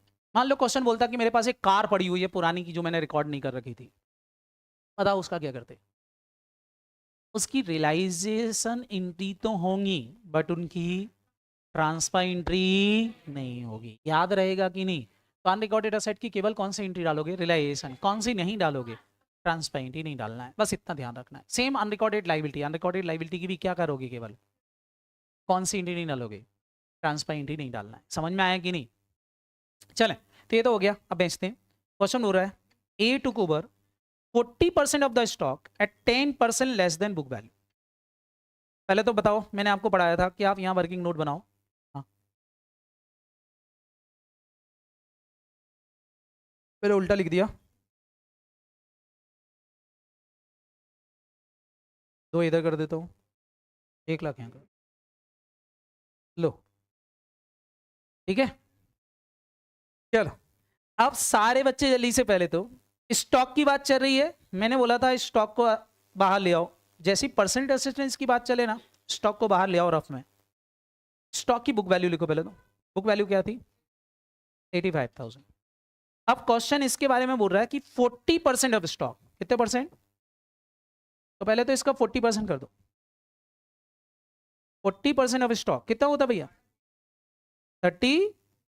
ये 34,000 कौन सी वैल्यू है? Book value. 34,000 बुक वैल्यू को 10% कम पर कौन ले गया? ए। कौन ले गया बेटा? ए। तो इसमें से 10% पहले तो क्या कर दूं? 10% मतलब 3,400 माइनस कर दूं। तो सारे बच्चे बताओ इसकी रियलाइजेबल वैल्यू क्या आ गई? 30,000। इसको कौन ले गया बेटा? ए। तो हम रियलाइजेशन अकाउंट में सेट की बात चल रही है, क्रेडिट साइड में लिखेंगे, क्या लिखोगे? By as capital. और एज कैपिटल लिखकर इसके इनर कॉलम में लिख देता हूं स्टॉक कितने का ले गया है? 30,600। इनर कॉलम में लिखेंगे क्योंकि हो सकता है कुछ और असेट भी ले जाए, तो ये लिख देंगे। बार बार एज कैपिटल लिखने की जरूरत नहीं। सेम। और रिमेनिंग स्टॉक जो बच गया था वो कितने में बेच दिया? 40,000 में बेच दिया। बढ़िया है, रिमेनिंग बेच दिया, 40,000 में बिक गया, तो पैसा आया होगा। क्या लिख दोगे? Cash and bank. कितने रुपए लिख दूं कैश एंड बैंक, बोलो।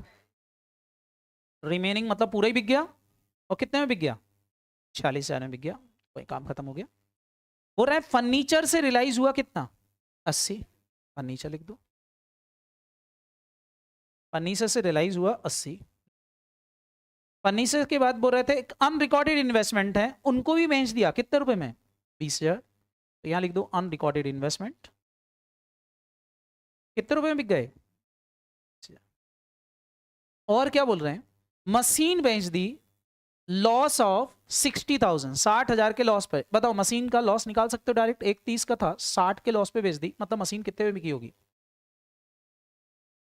70 में बिकी होगी, क्योंकि 60 के लॉस पे बेच दी। उसके बाद क्वेश्चन बोलता डेटर से रियलाइज हो गया कितना, तो लिख दो। इतना समझ में आया कि नहीं, बोलो। बेच दिए सेट। बोल रहे there was a bill outstanding for repair 19,000 what page. बोल रहे 19,000 का एक रिपेयर का बिल था, उसका हमने क्या कर दिया है पेमेंट। लाइबिलिटी की बात चल रही है, अब डेबिट में लिखना पड़ेगा, लिख देते हैं रिपेयर बिल। कितने रुपए का पेमेंट कर दूं, कोई बोलेगा थोड़ी ना, 19,000 का रिपेयर का बिल का पेमेंट कर दिया। क्लियर है कि नहीं। अब क्वेश्चन में खाली ये देखना है किन के बारे में क्वेश्चन साइलेंट है। जिनके बारे में क्वेश्चन साइलेंट है बताओ उनको कौन सी वैल्यू पे लिखोगे, बुक वैल्यू। क्या मानेंगे, बुक वैल्यू रियलाइज हो गई और बुक वैल्यू पे कर दी। क्लियर है कि नहीं। बस तो देख लो फटाफट फटाफट जल्दी से। सबसे पहले डेटर, डेटर बिक गए क्या, बोलो। हाँ सर डेटर बिक गए। डेटर के बाद सारे बच्चे जल्दी से बताएं क्या, स्टॉक बिक गया, फर्नीचर गया, मशीन गया, असेट सारी हो गई। लाइबिलिटी बताओ, लाइबिलिटी क्या थी, क्रेडिटर। क्रेडिटर के पेमेंट के बारे में बताया क्या, कितना पेमेंट कर दूं, कितना पेमेंट कर दूं, 45,000 के क्रेडिटर का पेमेंट। सबको समझ में आ गया कि नहीं, बोलो। अब सब कुछ हो गया, बस खत्म। अब आपको टोटल लगा के डबल इफेक्ट देना है। टोटल लगा के क्या देना है, डबल इफेक्ट। डबल इफेक्ट कैसे दोगे बताओ। 30,600 यहां क्रेडिट हुआ, यहां क्या हुआ बेटा, क्रेडिट हुआ, तो एक ही कैपिटल में क्या कर दोगे, डेबिट। क्या लिख दोगे, टू रियलाइजेशन अकाउंट। कितने रुपए लिख दो, 30,600। समझ में आया कि नहीं। सेम यहां कैश एंड बैंक का टोटल लगा लो, कितने रुपए कैश रियलाइज हुआ, 2,60,000। यहां क्रेडिट हुआ, बताओ यहां क्रेडिट हुआ, और कैश एंड बैंक में क्या करना पड़ेगा, डेबिट। तो यहां डेबिट कर दो। क्या लिख दोगे, टू रियलाइजेशन अकाउंट। कितना लिख दूं, 2,65,000। समझ में आया कि नहीं। सेम यहां पर लाइबिलिटी का टोटल लगा लो, 45 प्लस 19 कितना, 64,000 यहां डेबिट हुआ। बताओ कैश एंड बैंक में क्या हो जाएगा, क्रेडिट। क्या लिख दोगे, बाय रियलाइजेशन अकाउंट। कितना लिख दूं, 64,000। हो गया, सबका डबल इफेक्ट हो गया। बस बेटा अब सबका डबल इफेक्ट हो गया तो इसका क्या निकालोगे, प्रॉफिट और लॉस। सारे बच्चे जल्दी से टोटल लगाओ और प्रॉफिट और लॉस निकाल के बता दो। किस साइड का टोटल ज्यादा आगे दिख रहा है, डेबिट साइड का। मेरे हिसाब से डेबिट साइड का टोटल ज्यादा आ रहा है शायद, देखो ना कितना आ रहा, 3,40,600 कहाँ से आ गया, 600 तो था ही नहीं। 3,40 आ रहा है इधर का टोटल। अरे यार 4,39,000 आ रहा। यहाँ का टोटल भी कितना आना चाहिए, 439। निकालना जरा, 439 आ रहा क्या, कितना कम पड़ रहा। तो बताओ खर्चा साइड का टोटल ज्यादा है, इनकम साइड का टोटल कम है, तो बताओ क्या हो गया, लॉस हो गया। रियलाइजेशन लॉस ट्रांसफर हो जाएगा कहां पर बेटा, पार्टनर कैपिटल में। कितना आया, 98,000। बांट दो किस किस को, ए और बी को। रेशो आपके पास था, क्या था, 4:1। कितना आ रहा, 78,720। और इसको दूसरे वाले का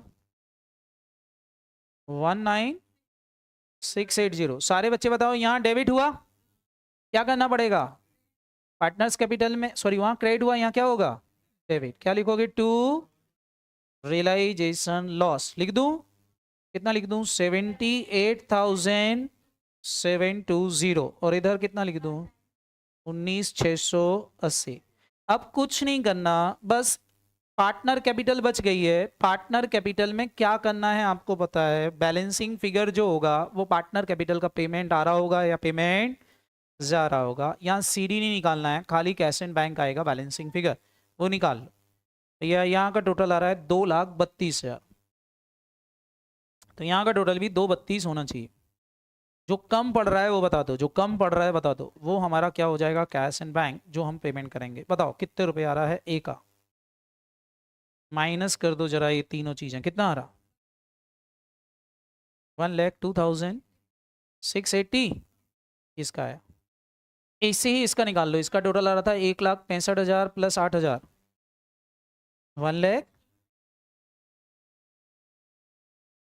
1,65,000 तो पहले ही था 1,70,73 1,73,000 1,73 यहाँ आना चाहिए, माइनस कर दो इसका कितना आ रहा 53,320। यहाँ बताओ ये आपके बैलेंसिंग फिगर आया कि नहीं। अब यहाँ ये डेबिट हुआ, बस कैश अकाउंट में क्रेडिट कर दो, तो बताओ ए को कितना मिला होगा 1,02,680 ए को मिला, बी को कितना मिला 1,53,320। जैसे ही ये लिखोगे तो आपका कैश अकाउंट क्या हो जाना चाहिए, अगर टैली हो गया तो सबको सही किया है, डेबिट क्रेडिट क्वेश्चन सही किया है पता नहीं है, लेकिन हाँ ये सबको सही हो जाएगा। समझ में आया कि नहीं, हो गया टैली, बात समझ में आ गई कि नहीं। ये क्वेश्चन किसका है बेटा, डिसोल्यूशन का। किसका है बेटा, ये हमारा ऑर्डिनरी डिसोल्यूशन है। कोई दिक्कत है क्या, कर लोगे इसको, ऑर्डिनरी डिसोल्यूशन के क्वेश्चन बन जाएंगे आपसे, काम खत्म। आज मैं कुछ शेयर करूंगा आपको ऑर्डिनरी रिजोल्यूशन के क्वेश्चन, उनको सॉल्व करना, सीट शेयर करूंगा एक, क्लियर है कि नहीं। हाँ एक पीडीएफ, ये वाली पीडीएफ तो मैं डाल ही रहा हूँ। कल जो हम डिस्कस करेंगे ध्यान रखेंगे, कल हम इंसॉल्वेंसी पढ़ेंगे। इंसॉल्वेंसी में हम दो पढ़ेंगे, एक इंसॉल्वेंसी ऑफ पार्टनर और एक insolvency of all the partner. सारे के सारे पार्टनर इंसॉल्वेंट हो जाए तो क्या होगा, और अगर एक आध पार्टनर इंसॉल्वेंट होता है तो क्या होता है। तो ये कल अपन डिस्कस करने वाले हैं। और एक आपका कौन सा वाला कॉन्सेप्ट है, पीसमेल डिस्ट्रीब्यूशन, वो डिस्कस करेंगे, क्लियर है कि नहीं। तो कल हम जो डिस्कस करेंगे उससे हमारा पार्टनरशिप क्या हो जाएगा, खत्म। उसके बाद फिर हम सिंगल एंट्री और एनपीओ डिस्कस करेंगे, क्लियर है कि नहीं। चलो तो मिलते हैं कल, बाय बाय।